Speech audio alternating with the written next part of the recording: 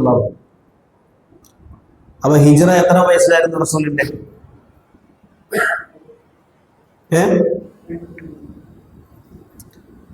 53-ാമത്തെ വയസ്സിൽ.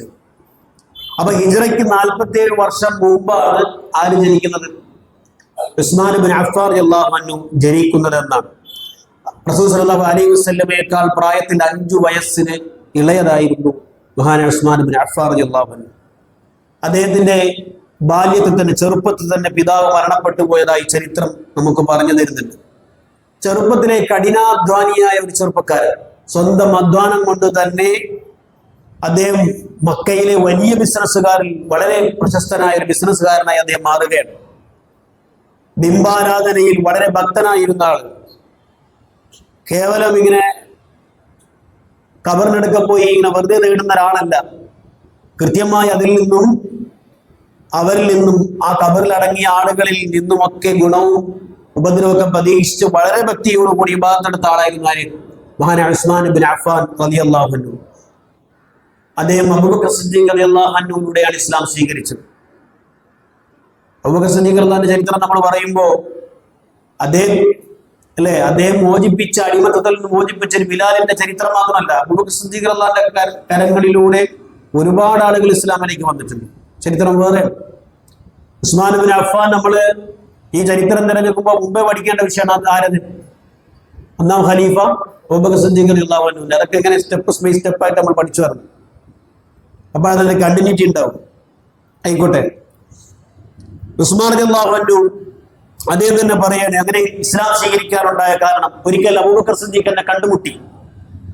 അപ്പൊ അദ്ദേഹം ഉസ്മാൻ ബിൻ അഫ്ഫാനോട് അബൂബക്കർ സിദ്ദീഖ് റളിയല്ലാഹു അൻഹു ചോദിച്ചു, വഹക യാ ഉസ്മാൻ, ഉസ്മാനെ നിനക്ക് നാശം, ഇന്നക ലറജുൽ ഹാസിം, കുറച്ചൊക്കെ തന്റേടമുള്ള ധൈര്യമുള്ള ഒരാളല്ലേ. മയഫ്ഫ അലൈക്കൽ ഹഖ്ഖ മിനൽ ബാത്തിൽ, സത്യവും അസത്യവും വേർതിരിച്ചറിയാൻ നിങ്ങൾക്ക് പ്രയാസമൊന്നുമില്ലല്ലോ. വഹാദിഹിൽ അസ്നാമു അല്ലതി യഅബുദുഹാ ഖൗമുന, നമ്മുടെ ഈ സമൂഹം ആരാധിക്കുന്ന ബിംബങ്ങളുടെ അവസ്ഥ എന്താണ്? ആര് ചോദിക്കാണ്? മഹാനായ അബൂബക്കർ സിദ്ദീഖ് റളിയല്ലാഹു അൻഹുവിന്റെ ചോദ്യമാണ്. എങ്ങനെ സംസാരിച്ചിരുന്നത്, ഒരാൾ ദഅവത്ത് നടത്തേണ്ടത് എങ്ങനെയാണെന്ന് നമുക്ക് പഠിപ്പിച്ചു തരാൻ ആര്? അബൂബക്കർ സിദ്ദീഖ് റളിയല്ലാഹു അൻഹു. അലൈസത്ത് മിൻ ഹിജാറത്തി സുമ്മ, സംസാരിക്കാൻ കഴിയാത്ത കേവലം കല്ലുകളല്ലേ അത്? ലാ തസ്മഉ വലാ തുബ്സിറു വലാ തുളറു വലാ തൻഫഉ, ഒരു ഉപകാരമോ ഉപദ്രവമോ, ഒന്ന് മിണ്ടാനോ അനങ്ങാനോ ചലിക്കാനോ കഴിയാത്ത കല്ല് ബിംബങ്ങളെയാണല്ലോ ആരാധിക്കുന്നത്. അദ്ദേഹം പറഞ്ഞു, ഖുൽതു ബലാ വല്ലാഹി ഇന്നഹാ ലഹാലിക്, ശരിയാണ്, അങ്ങനെ തന്നെയാണല്ലോ. റസൂലുള്ളാഹിയെ പറ്റി പറയണം. ആര്? അബൂബക്കർ സിദ്ദീഖ് റളിയല്ലാഹു അൻഹു. റസൂലേ മുഹമ്മദുൻ അബ്ദുല്ലാഹ് ഖദ് ബഅസഹു അല്ലാഹു ഇലാ ഖൽഖിഹി ബിരിസാലത്തി, അല്ലാഹു തന്റെ ദാസന്മാരിലേക്ക് ആ റസൂലിനെ അയച്ചിരിക്കുകയാണ്. ഹൽ ലക അൻ തഅതിഹു, താങ്കൾക്ക് ആ റസൂലിന്റെ അടുത്തേക്ക് ചെല്ലാൻ പറ്റുമോ? ഒന്ന് പോകാൻ കഴിയുമോ? അങ്ങനെ ഞങ്ങൾ രണ്ടുപേരും കൂടി റസൂൽ സല്ലല്ലാഹു അലൈഹി വസല്ലമയുടെ അടുത്തേക്ക് പോവാണ്. റസൂൽ പറഞ്ഞു, യാ ഉസ്മാൻ അജ്ബില്ലാഹി ഇലാ ജന്നത്ത്, അല്ലാഹു നിന്നെ വിളിക്കുകയാണ്, അല്ലാഹുവിന്റെ ക്ഷണത്തിന് നീ മറുപടി നൽകണം. ആ ക്ഷണത്തിന് മറുപടി നൽകുമ്പോൾ നീ സ്വർഗത്തിലേക്കാണ് പോകുന്നത് എന്ന് റസൂൽ സല്ലല്ലാഹു അലൈഹി വസല്ലം പറഞ്ഞപ്പോ, റസൂലിനെ പരിചയപ്പെടുത്തിയപ്പോ ഉസ്മാൻ ഇബ്നു അഫ്ഫാൻ പറഞ്ഞ വാക്ക്, വല്ലാഹി മാ തമാലക്തു ഹീന സമിഅതുഹു ഖൗലഹു അൻ അസ്ലംതു, റസൂലിന്റെ വാക്ക് കേട്ടപ്പോഴേക്കും എന്റെ മനസ്സിനെ എനിക്ക് പിടിച്ചു നിർത്താൻ കഴിഞ്ഞില്ല. അസ്ലംതു വശഹിദു അല്ലാ ഇലാഹ ഇല്ലല്ലാഹ് വഹ്ദഹു ലാ ശരീക ലഹു. ഇസ്ലാമിന്റെ മെമ്പറായിട്ട് അദ്ദേഹം കടന്നു വരികയാണ്. താരിഖ് ഇബ്നു അസാഖിർ റഹ്മഹുല്ലാഹ് അദ്ദേഹത്തിന്റെ ചരിത്ര ഗ്രന്ഥത്തിൽ ഉദ്ധരിച്ചതാണ്. ഇസ്ലാം സ്വീകരിച്ചതിന്റെ പേരിൽ നമ്മൾ അങ്ങനെയാണല്ലോ, തൗഹീദ് ഉൾക്കൊണ്ട് ഏതൊരു നാട്ടിലും അങ്ങനെയാണ്. കൂട്ടുകൂടി തമ്മാടിത്തം കാണിച്ച് വെള്ളം അടിച്ച് പൂക്കുറ്റിയായി ഒരു വക്ത് നിസ്കരിക്കാതെ നാട്ടാർക്ക് ഒന്നും ഉപകരിക്കാതെ നടന്നാലേ ഓര് നന്നാക്കാൻ ആളുകൾ ഉണ്ടാവില്ല. ഏത് നാട്ടിലെ അവസ്ഥ അങ്ങനെയാണ് അല്ലേ? ഒരു സലഫി പള്ളിയിൽ പോയി ഒരു ജുമുഅയ്ക്കൊന്ന് പങ്കെടുത്ത ഒരു പ്രസംഗം കേട്ട് കഴിഞ്ഞാൽ, ഒരു ക്ലാസ് കേട്ട് കഴിഞ്ഞാൽ, ഒരു വക്കത്ത് പള്ളിക്ക് നിസ്കരിച്ചു കഴിഞ്ഞാൽ പിന്നെ അവനെ തിരുത്താനും നന്നാക്കാനും മഹല്ല് മൊത്തം ഒന്ന് ആലോചിച്ച് നോക്ക്. ഇപ്പോഴങ്ങനെ തന്നെയാണ്. അപ്പോഴാ ഇവന് വെടക്കായി നടന്ന കാര്യം നാട്ടുകാർക്ക് ഒരു ബോധം ഉണ്ടാകുന്നത്. അതുവരെ ബോധം ഉണ്ടാവില്ല. ഒരു ജീവിതത്തിൽ അടിമുടി മാറി ഒരു തൗഹീദിന്റെ പള്ളിയിൽ വന്നു, സുന്നത്തനുസരിച്ച് അവൻ നമസ്കരിച്ചു, മാതാപിതാക്കളുടെ ബാധ്യതയെ പറ്റി അവൻ ബോധവാനായി, അവൻ ആളുകളോട് ഏറ്റവും മാന്യം നിലയ്ക്ക് പെരുമാറി, മക്കളോട് ഏറ്റവും മാന്യമായ നിലയ്ക്ക് പെരുമാറി, ഭാര്യയോട് എങ്ങനെ പെരുമാറുന്നതൊക്കെ പഠിച്ച് ഏറ്റവും നല്ല മുമ്പനായി വരുമ്പോൾ പിഴച്ചു എന്ന് പറഞ്ഞ് സർട്ടിഫിക്കറ്റ് നൽകാൻ കമ്മിറ്റിക്കാർ വരെയാണ്. അതാണ് കാലഘട്ടം. ഇവിടെ ഉസ്മാൻ ഇബ്നു അഫ്ഫാൻ റളിയല്ലാഹു അൻഹു പ്രയാസം ഉണ്ടായി. അദ്ദേഹത്തിന് ഉപ്പയില്ലല്ലോ, പിന്നെ ആരായിരിക്കും കുഴപ്പമുണ്ടാക്കുക? എളാപ്പ വന്നു പ്രശ്നം ഉണ്ടാക്കാൻ വന്നു. ചരിത്രത്തിൽ അറിയാം. അങ്ങനെ അദ്ദേഹത്തിന്റെ പേര് ഹക്കം ബിൻ അബ്ദുൽ ആസ് എന്ന് പറയുന്ന ആളാണ് അദ്ദേഹം. അദ്ദേഹത്തെ കെട്ടിയിട്ടു, തൂണിൽ കെട്ടിയിട്ട് മഹാനായ ഉസ്മാൻ ബിൻ അഫ്ഫാൻ തർഗബു മില്ലത്തി ആബായിക ഇലാ ദീനിൻ മുഹദസ്, പൂർവീകന്മാരുടെ ദീന വിട്ട് പുതിയ മതത്തിലേക്ക് നീ ചേക്കേറുകയാണോ ഉസ്മാൻ? വല്ലാഹി ലാ അദഉക അബദൻ ഹത്താ തദഅ മാ അൻത അലൈഹി, നീ ഇപ്പോഴുള്ള ആ ദീൻ ഉപേക്ഷിക്കാതെ നിന്നെ ഞാൻ വെറുതെ വിടൂല എന്ന് പറഞ്ഞപ്പോൾ ഉസ്മാൻ പറഞ്ഞൊരു വാക്ക്, വല്ലാഹി ലാ അദഉ അബദൻ വലാ ഉഫാരിഖു, ഇല്ല, എന്റെ ദീനെ ഞാൻ ഒരിക്കലും ഉപേക്ഷിക്കില്ല, എന്തു വന്നാലും ഞാൻ ഉറച്ചു നിൽക്കും. ദീനിൽ ഉറച്ചു നിന്ന ആ ചരിത്രം അദ്ദേഹത്തെ പിന്തിരിപ്പിക്കാൻ കഴിയില്ല എന്ന് കണ്ടപ്പോൾ തറക്കവും. ഇവിടെയാണ് നമ്മുടെ ഈ മാർഗം പരീക്ഷിക്കപ്പെടുന്നത്. കല്യാണം കഴിഞ്ഞു നമ്മൾ വിചാരിച്ചു അയാൾ മുജാഹിദാണ്, പെണ്ണ് അത് നമുക്ക് ഇങ്ങോട്ടാക്കാം, സലഫിയാക്കാം. അങ്ങനെ അങ്ങോട്ടേക്ക് ചെന്നു, പുയാപ്പിളയായി. ആദ്യമൊക്കെ കുറച്ച് കടിപിടുത്തൊക്കെ ഉണ്ടായി, പിന്നെ മെല്ലെ മെല്ലെ മെല്ലെ ലൂസാകാൻ തുടങ്ങി. പിന്നെ ലൂസാകാൻ തുടങ്ങി. പെണ്ണ് കെട്ടി, പെണ്ണിനെ വല്ലാണ്ട് ഇഷ്ടപ്പെട്ടപ്പോ അവസാനം നഷ്ടപ്പെട്ടു പോകുമെന്ന് തൗഹീദിന്റെ പേരിലാണ്, സൗന്ദര്യത്തിന്റെ പേരിലോ കടബാധ്യതയുടെ പേരിലോ സ്ത്രീധനത്തിന്റെ പേരിലോ ഒന്നല്ല. ഇതിന് പ്രശ്നം വന്നപ്പോ പെണ്ണിനെ ഒഴിവാക്കണമെന്ന് കണ്ടപ്പോ പിന്നെ കുറച്ചൊക്കെ അഡ്ജസ്റ്റ് ചെയ്യാമെന്ന് തോന്നി. അതാണ് ഇപ്പൊ നമ്മളെ സ്ഥിതി. ഉസ്മാൻ ബിൻ അഫ്ഫാന്റെ ചരിത്രം നമ്മൾ പഠിക്കേണ്ടതാണ്. എന്തു വന്നാലും ഞാൻ ഈ ദീനിൽ വീഴില്ല എന്നത്. അവസാനം അതിൽ ഉറച്ചു നിൽക്കുന്നു കണ്ടപ്പോ നമ്മൾ അങ്ങനെ നിൽക്കാൻ നമുക്ക് സാധിക്കണം. അവിടെ നിൽക്കില്ല നമ്മൾ, അതാ പ്രശ്നം. അവിടെ നിൽക്കാൻ സാധിക്കാത്തത് കൊണ്ടാണ് നമ്മുടെ ഈമാൻ ദൗർബല്യം വരുന്നത്. ഉറച്ചു നിന്നാൽ നമ്മളെ വിട്ടേച്ചു പോകും. എത്ര കാലം നമ്മൾ പിന്നാലെ നടക്കും? സഹാബികളെ ചരിത്രം അങ്ങനെയല്ലേ? എത്ര സഹാബിയുടെ ചരിത്രം നമ്മൾ കേട്ടിട്ടുണ്ട്. ഉമ്മാടെ ഭീഷണി, ഉപ്പാന്റെ ഭീഷണി, എല്ലാവരും ഭീഷണിക്ക് ഉണ്ടായില്ലേ? ഉണ്ടായില്ല അല്ലേ? സഅദ് ബിൻ അബീ വഖാസിന്റെ ചരിത്രം എന്താ? ഉമ്മ, നിങ്ങൾക്ക് 100 ആയുസ്സുണ്ട്, 100 ആത്മാവുണ്ട്. നമുക്കെല്ലാവർക്കും ഒരു ആത്മാവേ ഉള്ളൂ. ഓരോ ആത്മാവും നിങ്ങളോട് വിട പറയുമ്പോൾ എത്ര നിങ്ങൾക്ക് വേദനിക്കും.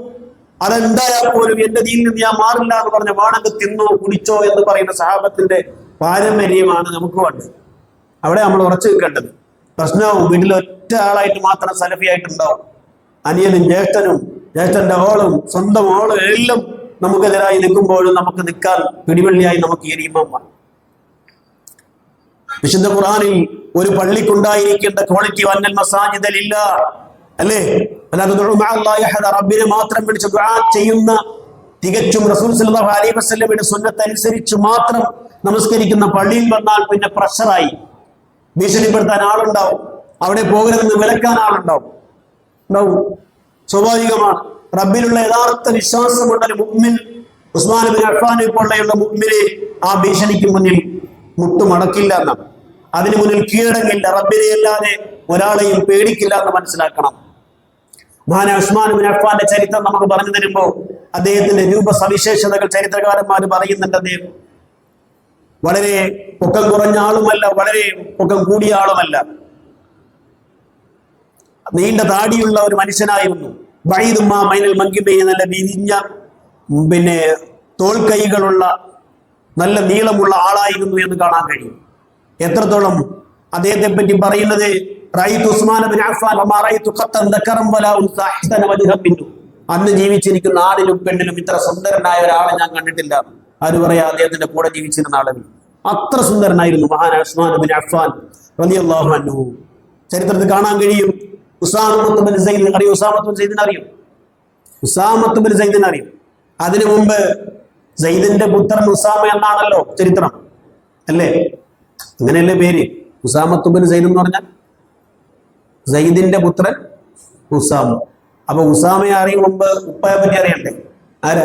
സയ്യിദ് ബിൻ ഹാരിസ. ആരാ സയ്യിദ് ബിൻ ഹാരിസ? റസൂൽ സല്ലല്ലാഹു അലൈഹി വസല്ലമയുടെ വളർത്തുപുത്രൻ. ആ വളർത്തുപുത്രന്റെ പുത്രനാണ് ആര്? ഉസാമത്ത് ബിൻ സയ്യിദ്. ഉസാമ എന്ന പേരുള്ളത് കൊണ്ടാണ് സയ്യിദ് ബിൻ ഹാരിസയ്ക്ക് അബൂ ഉസാമ എന്ന പേര് വരാനുള്ള കാരണം ചരിത്രത്തിൽ. അപ്പൊ അദ്ദേഹം പറയാം, എന്നെ റസൂൽ സല്ലല്ലാഹു അലൈഹി വസല്ലം അയച്ചു എവിടത്തേക്ക്? ഉസ്മാൻ റളിയല്ലാഹു അൻഹുവിന്റെ വീട്ടിലേക്ക്.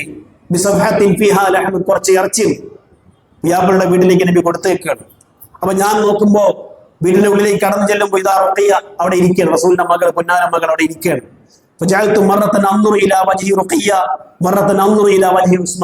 ഞാൻ ഉസ്മാൻ ബിൻ അഫ്ഫാന്റെയും ഭാര്യ റുഖിയയുടെയും മുഖത്ത് ഇങ്ങനെ മാറി മാറി നോക്കുകയാണ്. ഫലമ്മാ റജഅതു ഞാൻ മടങ്ങി വരുമ്പോൾ സഅലൻ നബി സല്ലല്ലാഹു അലൈഹി വസല്ലം റസൂലിനോട് ചോദിച്ചു ദഖൽത അലൈഹിമ നീ അവർ രണ്ടുപേരും ഇരിക്കുന്നിടത്തേക്ക് കയറി ചെന്നു? അദ്ദേഹം പറഞ്ഞു നഅം. ഫഹൽ റഅയ്ത സൗജൻ അഹ്സന മിൻഹുമാ ഇതുപോലെ ഇത്രയും നല്ല കപ്പിൾസിനെ നീ എവിടെയെങ്കിലും കണ്ടിട്ടുണ്ടോ? ആര് ചോദിക്കും? റസൂൽ സല്ലല്ലാഹു അലൈഹി വസല്ലം ചോദിക്കും. സ്വഭാവത്തിലും പെരുമാറ്റത്തിലും സൗന്ദര്യത്തിലും ഇത്രയേറെ സുന്ദരന്മാരായ ദമ്പതികളെ നീ കണ്ടിട്ടുണ്ടോ എന്ന് ആര് ചോദിക്കാൻ? റസൂൽ സല്ലല്ലാഹു അലൈഹി വസല്ലം ചോദിക്കാൻ. ഉസാമത്ത് ബിൻ സൈദിനോട് അദ്ദേഹം പറഞ്ഞു ലാ യാ റസൂലല്ലാഹ് ഞാൻ കണ്ടിട്ടില്ല റസൂലേ. റസൂൽ സല്ലല്ലാഹു അലൈഹി വസല്ലം തന്റെ മകൾ ഉമ്മു കുൽസൂമിനെ ഉസ്മാൻ റളിയല്ലാഹു അൻഹു വിവാഹം ചെയ്തു കൊടുത്തപ്പോൾ മകളോട് പറഞ്ഞത് കേട്ടോ, അന്ന ബഅലക യശ്ബഹു الناس ബിജദ്ദിക ഇബ്രാഹിം, നിന്റെ ഭർത്താവ് പ്രവാചകന്മാരിൽ ഇബ്രാഹിം നബിയെ പോലെയാണ്. ഓർത്തു വെച്ചോ,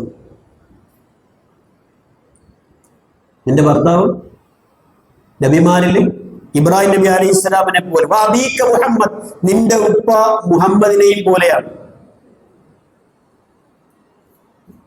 ഇബ്നു അദിയ്യൻ ഉദ്ധരിക്കുന്ന മറ്റൊരു റിപ്പോർട്ടിൽ റസൂൽ സല്ലല്ലാഹു അലൈഹി വസല്ലം പറഞ്ഞു അന നശബ്ബിഹു ഉസ്മാൻ ബി അബീന ഇബ്രാഹിം.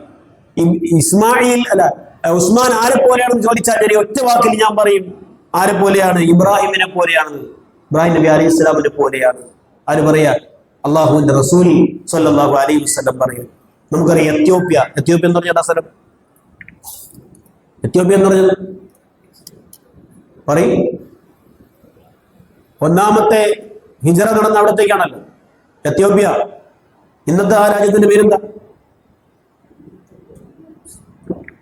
അന്ന് ഹബിഷ അല്ലെ, ഇന്ന് എത്യോപ്യ, അബസീനിയ എന്ന് പറയും. ഒന്നാമത്തെ ഹിജറ അവിടത്തേക്കല്ലേ പോയത് അല്ലേ? ആ ഹിജറയിൽ ആദ്യമായി വിത്ത് ഫാമിലി കുടുംബസമേതം ഹിജറ പോയ ആളാണ് ആര്? ഉസ്മാൻ ബിൻ അഫ്ഫാൻ റളിയല്ലാഹു അൻഹു. ഉസ്മാൻ ബിൻ അഫ്ഫാൻ പിന്നീട് മദീനയിലേക്ക് ഹിജറ പോയി. രണ്ടാമത്തെ ഹിജറ മദീനയിലേക്ക്, ഒന്നാമത്തെ ഹിജറ അബസീനിയയിലേക്ക്.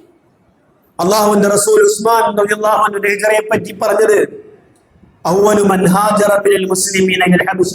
ഇതൊക്കെ ഓർത്തു വെക്കണേ, ഞാൻ പറയുന്ന മോയിനുകളുടെ ഓർമ്മയാണ്. ഹബശയിലേക്ക് ഇസ്ലാമിൽ ആദ്യമായി സ്വന്തം കുടുംബവുമായിട്ട് ഹിജറ പോയത് ഉസ്മാൻ ബിൻ അഫ്ഫാൻ. ബഅദ ലൂത്ത് എന്ന് പറഞ്ഞ ലൂത്ത് നബി അലൈഹി ഇസ്ലാമിന് ശേഷം ആദ്യമായി കുടുംബത്തെയും കൊണ്ട് ഹിജറ പോയ ഒരേ ഒരാളെ ഉള്ളൂ ആര് ഇസ്ലാമിൽ ആദ്യമായിട്ട്? ഉസ്മാൻ ബിൻ അഫ്ഫാൻ റളിയല്ലാഹു അൻഹു. ഉസ്മാൻ ബിൻ അഫ്ഫാൻ റസൂൽ സല്ലല്ലാഹു അലൈഹി വസല്ലം നൽകിയ പേരാണ് അല്ലേ ദുന്നൂറൈൻ, രണ്ടു പ്രകാശത്തിനുടമ. ചരിത്രത്തിൽ നമ്മൾ കേട്ടിട്ടുള്ളത്. അവിടെ കാണാം കാലലി അല്ലേ. എന്തുകൊണ്ടാണ് അദ്ദേഹത്തിന് പേര് വെച്ചത്? റസൂല് പറഞ്ഞ മറുപടി, നബിയെ എന്തുകൊണ്ടാണ് താങ്കൾ അദ്ദേഹത്തിന് രണ്ടു പ്രകാശത്തിനുടമ എന്ന് പേര് വെക്കാണ് റസൂൽ പറയുന്നത്? ലം യജ്മഅ ബൈന ഇബ്നതി നബിയ്യുൻ മുൻദു ഖലഖല്ലാഹു ആദമ ഇലാ തഖൂമ സഅത ഗൈരി ഉസ്മാൻ. ഒരു പ്രവാചകന്റെയും, സാധാരണക്കാരെയല്ല, ഒരു പ്രവാചകന്റെയും മക്കൾ, രണ്ടു മക്കളെ ഒരുമിച്ച് എന്ന് പറഞ്ഞാൽ ഒരേ സമയമല്ല, രണ്ടു മക്കളെ വിവാഹം കഴിച്ച ചരിത്രത്തിൽ പ്രവാചകന്മാരുടെ മക്കളെ ആരേ ഉള്ളൂ? ഉസ്മാൻ ബിൻ അഫ്ഫാനേ ഉള്ളൂ. നമ്മളൊക്കെ ഒരുപാട് കഴിച്ചിട്ടുണ്ടോ ചരിത്രത്തിൽ? അതാണ് നബിമാരുടെ മക്കളെ, രണ്ടു മക്കളെ വേൽക്കാൻ ഭാഗ്യം കിട്ടിയ ഭർത്താവ് പിയാപ്പിള. റസൂൽ പറഞ്ഞ മറുപടി അതുകൊണ്ടാണ് ഫദാലിക സുമ്മിയ ദന്നൂറൈൻ, രണ്ടു പ്രകാശത്തിനുടമ എന്ന് പേര് വെച്ചത്. അദ്ദേഹത്തിന് മാത്രമുള്ള ഒരു പേരാണ്. ചരിത്രത്തിൽ പിന്നെ ഒരു പേരുണ്ടായിട്ടില്ല വേറെ. ഖുറാനിൽ പേരെടുത്ത് പറയപ്പെട്ട മുശ്രിക്കായ അബൂലഹബ് ഭാര്യ ആരാ? അയാൾ നിർത്തട്ടെ. അബൂലഹബ് നമുക്ക് എല്ലാവർക്കും അറിയാം. പറയും ഉമ്മു ജമീല. വിശുദ്ധ ഖുർആൻ അവരെ പേര് പറഞ്ഞത് ആ സൂറത്തിൽ പറഞ്ഞത് ഓർമ്മയുണ്ട? സൂറത്ത് മൊത്തം ഓതി അല്ലേ? ആ ഒരു തബ്ബത് യദാ അബീ ലഹബിൻ വതബ്ബ മാ ഗന അൻഹു മാലുഹു സയസ്ലാ നാറൻ അംറഅതുഹു ഹമ്മാലത്തുൽ ഹതബ് എന്ന് പറഞ്ഞാൽ വിറക് ചുമട്ടുകാരി. വിറക് ചുമട്ടുകാരി പേര് വരാനുള്ള കാരണം റസൂൽ ഇവരെ വിറക് ചുമക്കലാണ് പണി. റസൂല് പോകുന്ന വഴിയിലൊക്കെയും ഈ വിറക് ചുമട്ടുകാരി കുപ്പിച്ചില്ലും കള്ളിമുള്ളെല്ലാം കൊണ്ടിട്ട് റസൂലിന്റെ കാലിൽ തറക്കാൻ വേണ്ടിയിട്ട്. ചരിത്രം അങ്ങനെ പറയുന്നുണ്ട്. അവസാനം ഒരു മലമുകളിലേക്ക് ഇവർ കയറുമ്പോൾ ഇവരെ കഴുത്തിലുണ്ടായിരുന്ന കയറ് തന്നെ ഇവരുടെ കഴുത്തിൽ കുരുങ്ങി മരിക്കുകയാണ് ചരിത്രം പറയുന്നത്. നമ്മുടെ ചരിത്രം അതൊന്നുമല്ല, കൂട്ടത്തിൽ പറഞ്ഞതേ ഉള്ളൂ. അവരുടെ 2 മക്കളായിരുന്നു ഉത്ബത്തും ഉത്തൈബത്തും. റസൂൽ സല്ലല്ലാഹു അലൈഹി വസല്ലമയുടെ 2 മക്കളെ വിവാഹം കഴിച്ച പുയ്യാപ്പളമാരും. ആര്? ഉത്ബത്തും ഉത്തൈബത്തും. മുസ്ലിങ്ങളായതിന്റെ പേരിൽ. അപ്പൊ നോക്ക്, അപ്പൊ നമ്മൾ ചിന്തിക്കും ചരിത്രത്തില്, അപ്പൊ എന്താ റസൂലിന് കാഫിറുകൾ കല്യാണം കഴിച്ചു കൊടുത്തോ? ചിന്തിക്കുന്ന ചോദ്യമാണ്. എന്താ മറുപടി? ചരിത്രം കേട്ടിരിക്കുമ്പോൾ പറയണം. അപ്പൊ റസൂൽ അറിയാൻ അബൂലഹബ് പഴച്ച് അബൂലഹബ് മുശ്രിക്കാണ്, പിന്നെ എന്തിനാ കല്യാണം കഴിച്ചു കൊടുത്തെന്ന് പറ. വിഭവത്തിന് മുമ്പ് മാത്രമല്ല, മുശ്രിക്കുകൾക്ക് കല്യാണം കഴിച്ചു കൊടുക്കാൻ പാടില്ല എന്ന ആയത്തിറങ്ങും മുമ്പാണ്. അപ്പൊ അതിനു മുമ്പ് അനുവദനീയമായിരുന്നു. അതിനു മുമ്പ് അപ്പൊ ആയത്തിറങ്ങിയപ്പോ ഖുർആൻ ഞങ്ങളെ അപമാനിച്ചു എന്ന് പറഞ്ഞുകൊണ്ട് പ്രശ്നം ഉണ്ടാക്കിയ ആളാണ് ആര്? ഉമ്മു ജമീലും അബൂലഹബ്. രണ്ടിനെയും തൊലാഖ് നടന്നു. അതെ വിഭവത്തിനും. അങ്ങനെ തലാഖ് ചെല്ലണമെന്ന് അബൂജഹലും ഭാര്യ ഉമ്മു ജമീലും തങ്ങളുടെ ആൺമക്കളോട് കൽപ്പിച്ചപ്പോ, അങ്ങനെയുണ്ട്, ഉമ്മാടെ മോനെന്ന് പറയുന്ന ആളുകൾ സമൂഹത്തിലുണ്ട് ഇപ്പോഴും ഉണ്ട്. ഒരു സ്വന്തം കാലിൽ നിൽക്കാനായിട്ടോ അധ്വാനിച്ച് സ്വന്തം ജോലി ഉണ്ടായിട്ടോ ഒരു ഉമ്മ വരച്ചതിന്റെ അപ്പുറം നിൽക്കാത്ത മക്കൾ ഇപ്പോഴും ഉണ്ട്. ആ നാട്ടിന് വലിയ കുഴപ്പമാണ്. അപ്പയും ഉമ്മയും പറയുന്നത് ഞാൻ അപ്പുറമില്ല ഇപ്പോഴല്ല, അവന്റെ വിചാരം ഞാൻ വലിയ ഹീറോ ആണെന്ന്. അവൻ സീറോയാണ്. കൂടുതൽ രണ്ട് കാര്യമുണ്ട്. 2 സൈഡ് വശം, എന്റെ മറ്റൊരു വശവും കൂടിയുണ്ട്. ഓള് പറയുന്നിടത്ത് അപ്പുറത്ത് എന്റെ അപ്പുറത്തും ഇപ്പുറത്തും ഇല്ല എന്ന് ചിന്തിച്ച് ഓളുടെ മുന്നിൽ വലിയ ഹീറോ ആവാൻ അവനും സീറോ തന്നെയാണ്. 2 കാര്യങ്ങൾ മനസ്സിലാക്കേണ്ടതാണ്. ഒരു കാര്യം പഠിച്ചു വെച്ചോളൂ, എല്ലാവരോടും പറയുന്നതാണ്. ഈ പ്രശ്നങ്ങൾക്ക് ഒരു പരിഹാരം എത്രയുണ്ട്. ഫിൽ മഅറൂഫ്. ഭാര്യയെ അനുസരിക്കാം. ഉപ്പയും ഉമ്മയെ അനുസരിക്കണോ? അനുസരിക്കാം. ലോകത്തുള്ള ആരെയും അനുസരിക്കാം. ഇസ്ലാമിന് കണ്ടീഷൻ ഉണ്ട്. ലിൽ മഅറൂഫ്. നല്ല കാര്യങ്ങളിൽ മാത്രമേ ഒരാളെ അനുസരിക്കാൻ പാടുള്ളൂ. ലാ തഅത ലി മഖ്ലൂഖിൻ ഫീ മഅസിയത്തിൽ ഖാലിഖ്. സൃഷ്ടാവിനെതിരായി ഒരു സൃഷ്ടിയെയും അനുസരിക്കാൻ പാടില്ല. ഇപ്പൊ ഇന്നൊരു ചോദ്യമാണ്. എന്താ ചോദ്യം എന്ന് പറഞ്ഞാൽ, പിന്നെ ഭർത്താവ് പറയുന്നത് ഭർത്താവിന്റെ ഉമ്മയെ കാണാൻ പോകാൻ പാടില്ല, ഓളെ ഉമ്മയെ കാണാൻ പോകാൻ പാടില്ല എന്ന് ഭർത്താവ് പറഞ്ഞാൽ, അങ്ങനെ പറഞ്ഞാൽ നമ്മൾ അനുസരിക്കാൻ പാടില്ല. ഇസ്ലാമിൽ അങ്ങനെയാണ് നിയമം. ഭർത്താവിനെ അനുസരിക്കണ, ഭാര്യ അനുസരിക്കണ, എന്തായാലും എന്താണ് ദീനിന് വിലക്കപ്പെട്ട കാര്യങ്ങളിൽ മാത്രമേ അനുസരിക്കാൻ പാടില്ലാതുള്ളൂ. ഉമ്മയെ കാണാൻ പോകാൻ പാടില്ല എന്ന് പറയുമ്പോൾ അതിന് എതിരാണത്. പാടില്ലല്ലോ. അങ്ങനെ വേറെ ഭർത്താവ് പറയോ? അങ്ങനെ പറഞ്ഞാലോ അതനുസരിക്കേണ്ട ബാധ്യത ആർക്കില്ല? ഭാര്യയ്ക്കില്ല. ഒരു നിയമമാണ് പറഞ്ഞത്. ഭാര്യയോട് പാടില്ല എന്ന് പറയണമെങ്കിൽ നമുക്ക് എന്ത് ചെയ്യണം? അതിന് ശരയ്യായ കാരണങ്ങൾ വേണം. ശരി, ഇനി വ്യക്തിപരമായി ചില ആളുകൾക്ക് ചില പ്രയാസങ്ങളുണ്ട്. ചില ഉമ്മമാരെ വീട്ടിലേക്ക് വന്നാൽ കുശുമ്പും കുന്നായ്മയും കൊണ്ടുവരും. ഉണ്ടാവും, ഉണ്ട്. അങ്ങനെയുണ്ട്. ചില പെണ്ണുങ്ങൾക്ക് സ്വഭാവമുണ്ട്. ഈ ഫിത്നയും ഫസാദായി നടക്കുന്ന ആളുകളോട് കൂടുതൽ സഹകരിക്കേണ്ട എന്ന് ഭർത്താവിന് പറഞ്ഞാൽ കുഴപ്പമില്ല, അത് കൺട്രോളിംഗ് ആണ്. അതുകൊണ്ട് മരിച്ചാൽ പോകാൻ പാടില്ല, സുഖമില്ലാണ്ട് നടന്നാൽ നോക്കാൻ പോകാൻ പാടില്ല എന്ന് പറയുന്നത് ദീനിനെതിരാണ്. അതിനനുസരിക്കേണ്ട ബാധ്യത ആർക്കില്ല? ഭാര്യയ്ക്കില്ല. അത് പഠിച്ചു വെച്ചോളി. ചില ആൾ ചോദിക്കുന്ന ചോദ്യമാണ്. ഇസ്ലാമിൽ അങ്ങനെ നയമൊന്നുമില്ല. അത് കൃത്യമായി മനസ്സിലാക്കാൻ വേണ്ടി പറഞ്ഞത്. ഇവിടെ ഉസ്മാൻ റളിയല്ലാഹു ഈ ഉത്തുബത്തും ഉത്തൈബത്തും റസൂലിന്റെ 2 മക്കളെ റുഖിയയും ഉമ്മു കുൽസൂമിനെയും ബന്ധം ഡിവോഴ്സ് ചെയ്തപ്പോൾ തന്നെ ഉസ്മാൻ റളിയല്ലാഹു അൻഹു നേരെ പോയി ചോദിച്ച റസൂൽ സല്ലല്ലാഹു അലൈഹി വസല്ലമയോട്, എനിക്ക് വിവാഹം ചെയ്തു തരുമോ? അല്ലേ? ഇവിടെ ചിന്തിക്കേണ്ട ഒരു വിഷയം, ഒരു പ്രപ്പോസലുമായി ചെല്ലുമ്പോൾ നമ്മൾ ചിന്തിക്കേണ്ടത് ഇപ്പോഴത്തെ കാലത്ത് അങ്ങനെയാണ്. മക്കയിലെ ഇത്രയും വലിയ പണക്കാരും വേറെയില്ല. ഉസ്മാനെ പോലെ വലിയ പണക്കാരും വേറെ അത്രയില്ല. വേറെ സുന്ദരിമാരായ കന്യകളുണ്ടല്ലോ. വിവാഹം ചെയ്ത് ഡിവോഴ്സ് ചെയ്ത മക്കളല്ലേ, പെൺകുട്ടികളല്ലേ. പിന്നെ ഇന്ന് റസൂൽ സല്ലല്ലാഹു അലൈഹി വസല്ലമയുടെ മക്കളെ പോയി തന്നെ കെട്ടണമെന്ന് അത്ര ആഗ്രഹം എന്താ? ഒരു ചോദ്യം ഉണ്ടെങ്കിൽ നമ്മൾ ചിന്തിക്കേണ്ട എന്താ?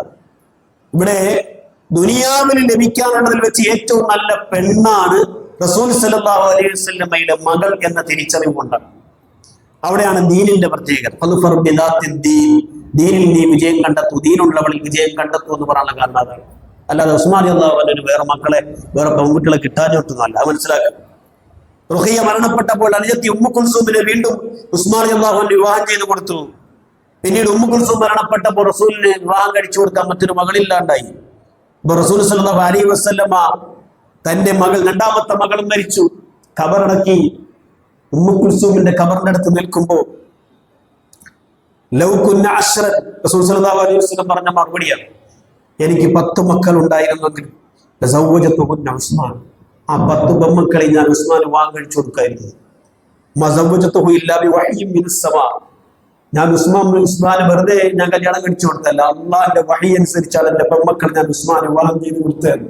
നിങ്ങൾ നോക്കണം, അള്ളാഹ്ക്ക് ഇഷ്ടപ്പെട്ട ഒരു ഗുയാപ്പള മകൻ, അള്ളാഹിന്റെ റസൂലിന് ഇഷ്ടപ്പെട്ട ഒരു ഗുയാപ്പള എവിടെ കിട്ടൂ? എന്റെ മക്കളെ ഞാൻ വിവാഹം ചെയ്ത് കൊടുത്തത് അള്ളാഹ് പറഞ്ഞിട്ടാണ്. ആർക്ക്? മഹാനായ ഉസ്മാൻ ഇബ്നു അഫ്ഫാൻ റളിയല്ലാഹു അൻഹുവിനെ. ഇവിടെ ചിന്തിച്ചു നോക്കി. അതുകൊണ്ടാ പറഞ്ഞു 10 മക്കൾ ഉണ്ടെങ്കിലും ഞാൻ ഉസ്മാൻ വിവാഹം ചെയ്ത് കൊടുക്കും, അല്ലേ? നോക്കി, ഇസ്ലാമിലെ ഏറ്റവും നല്ലൊരു മരുമകന് അമോശം നൽകുന്ന സർട്ടിഫിക്കറ്റ് ഇതിനെപ്പോഴും വേറെന്താ വേണ്ട? ഇങ്ങനെ പറയണം. നമുക്ക് ഏൽപ്പിച്ച് തന്ന നമ്മുടെ ഭാര്യമാരുടെ ഉപ്പമാർ നമ്മളെ പറ്റി ഇപ്പോഴെങ്കിലും പറഞ്ഞിട്ടുണ്ടോ? ഇപ്പോഴും നമ്മൾ ചിന്തിച്ചു നോക്കി. അതോ ഒന്നിനെ കെട്ടിച്ചു കൊടുത്തിട്ട് ആകെ തെള്ളിപ്പോയി എന്ന് പറയൂ? കെട്ടിച്ചു കൊടുത്ത് വെള്ളത്തിലായിപ്പോയി എന്ന് പറയൂ? നമ്മൾ ചിന്തിക്കേണ്ട വിഷയം അല്ലോ. ഇവിടെ നമ്മൾ മനസ്സിലാക്കണം. അപ്പൊ ഇവിടെ കെട്ടിച്ചു കൊടുത്ത് ദുരന്തമായല്ലോ എന്ന് ഭാര്യ പിതാവിന് തോന്നുന്നത് ഉസ്മാൻ റളിയല്ലാഹു അൻഹുവിനെ പോലെയുള്ള നല്ല ചെറുപ്പക്കാരുടെ ഗുണങ്ങളെല്ലാം നമുക്കില്ലാത്തത് കൊണ്ടാണ്. അദ്ദേഹത്തിന്റെ ചരിത്രം നമുക്ക് കാണാൻ കഴിയും. മറ്റു സഹാബികൾക്കില്ലാത്ത മറ്റൊരു പ്രത്യേകത നോട്ട് ചെയ്യേണ്ട ഭാഗമാണ്. വളരെ ലജ്ജയുള്ള പ്രകൃതിയായിരുന്നു മഹാനായ ഉസ്മാൻ ഇബ്നു അഫ്ഫാൻ റളിയല്ലാഹു അൻഹു. ഇന്ന് ആണിനും പെണ്ണിനും എന്തു ചെയ്യാനും എന്തു പറയാനും തീരെ ഹയാ ഇല്ലാത്ത ഒരു കാലഘട്ടത്തിലൂടെ നമ്മൾ കടന്നുപോയിക്കൊണ്ടിരിക്കുന്നത്. അവിടെയാണ് ഉസ്മാൻ റളിയല്ലാഹു അൻഹുവിന്റെ വ്യക്തി ആ പ്രത്യേകതയിൽ, അദ്ദേഹത്തിന്റെ സവിശേഷതയിൽ എടുത്തു നിൽക്കുന്ന ഒരു കാര്യം, സ്വന്തം ന്യൂഡിറ്റി, നഗ്നത, ഔറത്ത് മറ്റുള്ളവർ കാണുന്നതിൽ ഒരു നാണവും ഇല്ലാത്ത ഒരു സമൂഹം വളർന്നു വരികയാണ്. റസൂൽ പറഞ്ഞതുപോലെ നാണമില്ലെങ്കിൽ നിനക്ക് തോന്നിയത് ചെയ്യണോ? റസൂൽ പറഞ്ഞൊരു വാക്കുണ്ടല്ലോ. അക്കാലഘട്ടത്തിലാണ് ഉസ്മാൻ റളിയല്ലാഹു അൻഹു ചരിത്രം, അദ്ദേഹത്തിന്റെ നാണ സ്വഭാവം, ലജ്ജാശീലം നമ്മൾ പഠിക്കേണ്ടത്, പകർത്തേണ്ടത്. ഉസ്മാൻ റളിയല്ലാഹു അൻഹു മാതൃകയാകണമെന്ന് എന്തറിയോ? നമുക്ക് സഅദ് ഇബ്നു അബിൽ ആസ് റളിയല്ലാഹു അൻഹു പറയണം, ആയിഷ റളിയല്ലാഹു അൻഹു ഒരു ചരിത്രം ഞാൻ പറഞ്ഞു തരട്ടെ. ആയിഷ റളിയല്ലാഹു അൻഹു പറയണം, ഞാൻ നബിയുടെ അടുത്ത് ഇരിക്കാം. നോക്കുമ്പോൾ എൻ്റെ ഉപ്പ വന്നു, പെർമിഷൻ വാങ്ങി റസൂലിന്റെ അടുത്ത് വന്നു. അപ്പൊ റസൂൽ ഇങ്ങനെ ചരിഞ്ഞ് കിടക്കയിൽ ഇങ്ങനെ കിടക്കുകയാണ്. ഞാൻ ഉടുത്തിരുന്ന ഒരു കറുത്തൊരു തുണി റസൂലിന്റെ കാലിൽ ഇങ്ങനെ ചുറ്റിയിട്ടുണ്ട്. എൻ്റെ ഉപ്പ കടന്നു വന്നു, സലാം പറഞ്ഞു, അദ്ദേഹത്തിന്റെ ആവശ്യം കഴിഞ്ഞു പോയി. പിന്നീട് ഉമർ കടന്നു വന്നു, സലാം പറഞ്ഞു, ആവശ്യം പറഞ്ഞ് കടന്നുപോയി. അപ്പോൾ റസൂൽ അങ്ങനെ തന്നെ കിടക്കുകയാണ്. മൂന്നാമതായി ഉസ്മാൻ വന്നപ്പോ റസൂൽ സല്ലല്ലാഹു അലൈഹി വസല്ലം എണീറ്റിരുന്നു കൊണ്ട് പറയാണ്, ആയിഷ, ആ വസ്ത്രം ശരിക്കും എന്റെ കാലിലേക്ക് പിടിച്ചത്. ആര് പറയാ? റസൂൽ സല്ലല്ലാഹു അലൈഹി വസല്ലം പറയാണ്. വേറെ ചില റിപ്പോർട്ടിൽ ഇങ്ങനെ റസൂലിന്റെ മുട്ടിന്റെ മേൽഭാഗം കുറച്ചിങ്ങനെ കാണുന്ന രീതിയിലായിരുന്നു വസ്ത്രമുണ്ടായിരുന്നത്. ഉസ്മാൻ വന്നപ്പോ റസൂൽ സല്ലല്ലാഹു അലൈഹി വസല്ലമ ആയിഷയോട് ചോദിച്ചു, യാ റസൂലല്ലാഹ് മാലി ലാ അറാക ഫസിഅത ലി അബീ ബക്കർ വ ഉമർ. ഉസ്മാൻ പോയി കഴിഞ്ഞിട്ട് ചോദിക്കുന്ന ചോദ്യം, അബൂബക്കറും ഉമറും കടന്നു വന്നപ്പോ ഇല്ലാത്ത ഒരു ഔറത്തിന്റെ ശ്രദ്ധ ഉസ്മാൻ കടന്നു വന്ന് മാത്രം എന്താ നബി അങ്ങനെ പറഞ്ഞാണ് കാരണം എന്ന് ചോദിച്ചപ്പോൾ റസൂൽ സല്ലല്ലാഹു അലൈഹി വസല്ലം പറഞ്ഞ മറുപടി, വഇന്നി ഖശീതു ഇന്ന ഉസ്മാന ഹയ്യ്. ഉസ്മാൻ വളരെയേറെ ലജ്ജയുള്ള ഒരു മനുഷ്യനാണ്. വഇന്നി ഖശീതു അൻ ഇദാ അദിൻതലഹു അലാ തിൽക്കൽ ഹാല ലാ യബ്ലുഗു ഇലൈഹി ഹാജതുഹു. ഞാൻ ആ ഒരു അവസ്ഥയിൽ തന്നെ കിടന്നുകൊണ്ട് എന്റെ തുടയുടെ കാലിന്റെ കുറച്ച് ഭാഗം കാണുന്ന രീതിയിൽ അദ്ദേഹത്തിന് അനുമതി കൊടുത്താൽ അദ്ദേഹത്തിന്റെ ആവശ്യം വീട്ടാൻ നിൽക്കൂല, അദ്ദേഹം തിരിഞ്ഞു പോയി കളയും. അതുകൊണ്ട് മലക്കുകൾ പോലും നാണിച്ചു പോകുന്ന ഒരാളുടെ കാര്യത്തിൽ ഞാനും നാണിക്കണ്ടേ, ലജ്ജ കാണിക്കണ്ടേ? അങ്ങനെ മലക്കുകൾ പോലും ലജ്ജിക്കുന്ന ഒരാളാണ് ആര്? ഉസ്മാൻ ഇബ്നു അഫ്ഫാൻ. ആ ഉസ്മാൻ ഇബ്നു അഫ്ഫാന്റെ കാര്യം ഞാൻ ലജ്ജിക്കേണ്ടെന്ന് ആര് പറയാണ്? അള്ളാഹുവിന്റെ റസൂൽ സല്ലല്ലാഹു അലൈഹി വസല്ലം പറയാണ്. അപ്പൊ എന്തുകൊണ്ടാണ് മലക്കുകൾ പോലും ലജ്ജിക്കുന്നു എന്ന് പറയാനുള്ള കാരണം? അതുണ്ടാവും ഒരു ചോദ്യം അല്ലേ? അവിടെ പറയാനുള്ള കാരണം, ഉസ്മാൻ അള്ളാഹുവിന്റെ വീട്ടിലുണ്ടെങ്കിൽ വീട്ടിന്റെ ഡോർ എപ്പോഴും അടച്ചിരിക്കും. ഇങ്ങനെ അദ്ദേഹം വീട്ടിന്റെ ഉള്ളിലുണ്ടെങ്കിൽ ഡോർ എപ്പോഴും ക്ലോസ് ആയിരിക്കും. അദ്ദേഹം വെള്ളം കുളിക്കാൻ നേരത്ത് വെള്ളം ഒഴിക്കുമ്പോൾ പോലും ഇരിക്കുന്നിടത്ത് ഇങ്ങനെ കോരി എണിക്കുന്ന ആളാണ്. എണീറ്റ് നിൽക്കുക പോലുമില്ല, ബാത്റൂമിലായിട്ടും എണീറ്റ് നിൽക്കുക പോലുമില്ല, ഇരുന്നു കൊണ്ടാണ് അദ്ദേഹം വെള്ളം ഒഴിക്കണേ. മര്യാദയ്ക്ക് വസ്ത്രം പോലും അഴിക്കാത്ത മനുഷ്യനാണ്. ആര് പറയാ? ഉസ്മാൻ ഇബ്നു അഫ്ഫാനെ പറ്റി പറയാണ്. അപ്പൊ ഇവിടെ നമ്മൾ മനസ്സിലാക്കേണ്ടത്, ഒരാൾക്ക് ലജ്ജ തോന്നേണ്ടത് ഒന്ന്, ലജ്ജ വേണ്ടാത്തത് അല്ലെ? ഏതായാലും ഒറ്റയ്ക്കായിരിക്കുമ്പോൾ, അങ്ങനെ മലക്കുകൾ ഉണ്ടായിരിക്കുമ്പോൾ നമ്മൾ മനസ്സിലാക്കേണ്ടത്, കുളിക്കുമ്പോൾ കഴിയുന്നതും ഔറത്ത് മറയാനെങ്കിലും മതിയായ നമ്മൾ സ്വീകരിക്കണം. അത് ഇവിടെ ചരിത്രം പഠിക്കേണ്ട അവസരമാണ്. ഒരാൾ ബാത്റൂമിൽ കയറിയിട്ട് ബാത്റൂം ഫുള്ള് ബന്ധല്ലേ, ക്ലോസ് അല്ലേ, ആരും കാണുന്നില്ലല്ലോ എന്നു കരുതി ഒരാൾ അയാൾ മൊത്തം നേക്കിടായാൽ ഹറാമെന്നൊന്നും പറയാൻ കഴിയില്ല. പക്ഷേ ഇവിടെ പറഞ്ഞത് ഈ ഹദീസിന്റെ അടിസ്ഥാനത്തിൽ അള്ളാഹ് നാണമുള്ളവനാണ്, ലജ്ജാശീലമുള്ളവനാണ്. യുഹിബ്ബുൽ ഹയാ വതസത്തുറ, ഔറത്ത് മറയ്ക്കുന്നത് അള്ളാഹ്ക്ക് ഇഷ്ടമാണ്. ഫൈദഖ്തസല അഹദുക്കും ഫല്യസ്തതിർ, നിങ്ങൾ കുളിക്കുകയാണെങ്കിൽ മറച്ചു കുളിക്കട്ടെ എന്ന് റസൂൽ സല്ലല്ലാഹു അലൈഹി വസല്ലം പറഞ്ഞതിന്റെ അടിസ്ഥാനത്തിൽ എന്തെങ്കിലും ഒന്ന് അരയിൽ നമുക്ക് എന്താണ് വേണം. അതൊരു മുഅ്മിന്റെ ലജ്ജാശീലമുള്ള ഒരു മുഅ്മിന്റെ സ്വഭാവമാണെന്ന് ആര് പറഞ്ഞു? അള്ളാഹുവിന്റെ റസൂൽ സല്ലല്ലാഹു അലൈഹി വസല്ലം പറഞ്ഞു. അപ്പൊ നമ്മൾ ചിന്തിക്കണം, ഇത്രയൊക്കെ ഓവറായിട്ടൊക്കെ പോണോ ഉസ്മാനെ എന്ന് ചോദിച്ചിട്ട് കാര്യമില്ല. അദ്ദേഹത്തിന്റെ ശൈലി അതാണ്, അദ്ദേഹത്തിന് മാത്രം കൊടുത്ത ഒരാളാണ്. നമ്മൾ ഇതിന് കൂടുതൽ കാര്യം പറയട്ടെ. ഇപ്പൊ നമ്മൾ വീട്ടിൽ നിൽക്കുമ്പോൾ പോലും ഔറത്തിന്റെ കാര്യത്തിൽ നമ്മൾ എത്ര ശ്രദ്ധിക്കുന്നുണ്ട്. ഇപ്പൊ നമുക്കറിയാം, മുട്ടുവരെയും ആണുങ്ങൾ ഔറത്തുള്ളൂ, അറിയാലോ, ശരിയാണ്. നമ്മൾ പലപ്പോഴും ഈ ലുങ്കിയൊക്കെ കൊടുക്കുന്ന ആളുകൾ എന്ത് ചെയ്യും?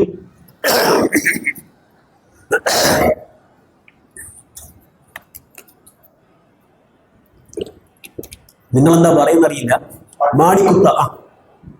ഈ മാടിക്കുത്തുമ്പോ മുട്ടിന് മീതെ നമ്മുടെ തൊട കാണുന്നില്ലേ? കാണുന്നുണ്ടോ? ഇല്ലേ? ഉണ്ട്.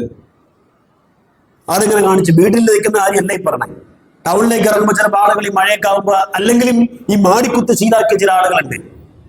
മറ്റുള്ളവർ വീട്ടിൽ നിൽക്കുമ്പോഴും അന്യ സ്ത്രീകൾ കാണുന്ന രീതിയിൽ തന്നെ നമ്മൾ ഇങ്ങനെ മാടിക്കുത്തുമ്പോ തൊട കാണുന്നുണ്ട്.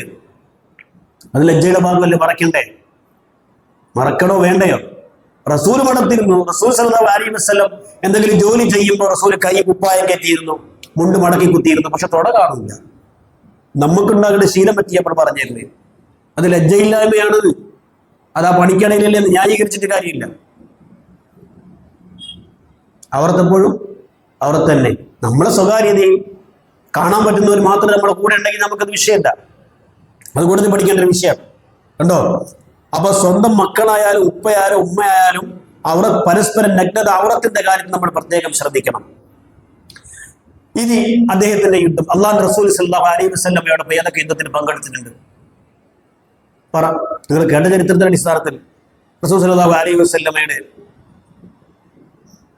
ബദർ, ഉഹദ്, ഖന്ദഖ്, ഖൈബർ, അല്ലേ, ഫത്ഹ് മക്ക, പറ, എല്ലാ യുദ്ധത്തിലും പങ്കെടുത്തിട്ടുണ്ട്. ബദർ യുദ്ധത്തിൽ മാത്രം പങ്കെടുത്തിട്ടുണ്ട്. ഇസ്ലാമിന് മേൽവിലാസം ഉണ്ടാക്കിയെടുത്ത ഇസ്ലാമിലെ ആദ്യത്തെ സായുധ സമരമായിരുന്നു എന്ത്? ബദർ യുദ്ധം. അപ്പൊ അതിൽ ഉസ്മാൻ പോലെയുള്ള ഒരാൾ പങ്കെടുക്കണ്ടേ? അത് ചോദ്യമല്ലേ? അല്ലേ? എന്തുകൊണ്ട്? ശരി, ചരിത്രം ഞാൻ പറഞ്ഞുതരാം. സ്വഹീഹ് ബുഖാരി നമുക്ക് പറഞ്ഞുതരാണ്. ആരാണ്? മൗഹിബ്, അബ്ദുല്ലാഹിബ്ൻ മൗഹിബ് റളിയല്ലാഹു അൻഹു. ഒരാള് ഈജിപ്തിൽ നിന്ന് വന്ന് ഹജ്ജ് ചെയ്യാൻ വേണ്ടി വന്നു. അദ്ദേഹം വന്ന് നോക്കുമ്പോ കഅബയുടെ ഒരു ഭാഗത്ത് കുറെ ആളുകൾ ഇങ്ങനെ കൂടിയിരിക്കുന്നു. അതിൻ്റെ ഇടയിൽ ഒരു ഷെയ്ഖ് ഇരിപ്പുണ്ട്, ഒരു ഷെയ്ഖ്, ഒരു ഉസ്താദ് ഇരിപ്പുണ്ട്. അപ്പൊ അദ്ദേഹം വന്നിട്ട് ചോദിക്കുകയാണ്, ആ ഇരിക്കുന്ന ആളുകൾ ആരാ? അത് ഖുറൈശികളാണ്. ആരാ ഷെയ്ഖ്? അവരുടെ കൂട്ടത്തിലിരിക്കുന്ന ഷെയ്ഖ് ഉണ്ടല്ലോ, അവരുടെ കൂട്ടത്തിലിരിക്കുന്ന ആ ഷെയ്ഖ് ഉണ്ടല്ലോ, ആരാണ്? അപ്പൊ പറഞ്ഞു ഇബ്നു ഉമർ. ഇബ്നു ഉമർ എന്ന് പറഞ്ഞു അബ്ദുല്ലാഹിബ്നു ഉമർ റളിയല്ലാഹു അൻഹു ഇരിക്കുകയാണ് ആളുകളുടെ കൂട്ടത്തിൽ. അദ്ദേഹം നേരെ വന്നിട്ട് ഷെയ്ഖിനോട് ചോദിക്കുകയാണ്, അബ്ദുല്ലാഹിബ്നു ഉമറിനോട് ചോദിക്കുകയാണ്, ഈ മിസ്രിൽ വന്ന ചെറുപ്പക്കാരൻ ചോദിക്കുകയാണ്, യുദ്ധത്തില് ഉസ്മാൻ പേടിച്ച് പടയിൽ നിന്നും യുദ്ധക്കളത്തിൽ നിന്നും പിന്തിരിഞ്ഞോടിയത് നിങ്ങൾക്കറിയോ എന്നാണ് ചോദിക്കാൻ. അപ്പൊ ഇബ്നു ഉമർ പറഞ്ഞു, അതെ അറിയാം. രണ്ടാമത്തത് ഉടമ്പടി, അഖബ ഉടമ്പടി എന്ന് പറയും. അതില് അദ്ദേഹം ആബ്സെന്റ് ആയിരുന്നല്ലോ, അതിൽ കണ്ടില്ലല്ലോ, അത് നിങ്ങൾക്ക് അറിയോ? ഇബ്നു ഉമർ പറഞ്ഞു, അറിയാം. മൂന്നാമത്തെ ചോദ്യം, ബദർ യുദ്ധ ദിവസം അദ്ദേഹത്തിന് കണ്ടില്ലല്ലോ. ഇത് ചോദിച്ചപ്പോ മൂന്ന് കാര്യങ്ങളാ ചോദിച്ചത്. ഒന്ന്, ഉഹദ് യുദ്ധത്തിൽ പിന്തിരിഞ്ഞോടിയത്. രണ്ടാമത്തത് ഹുദൈബിയ സന്ധിയിൽ ഹാജരാകാതിരുന്നത്. മൂന്നാമത്തെ ബദർ യുദ്ധത്തിൽ പങ്കെടുക്കാതിരുന്നത്.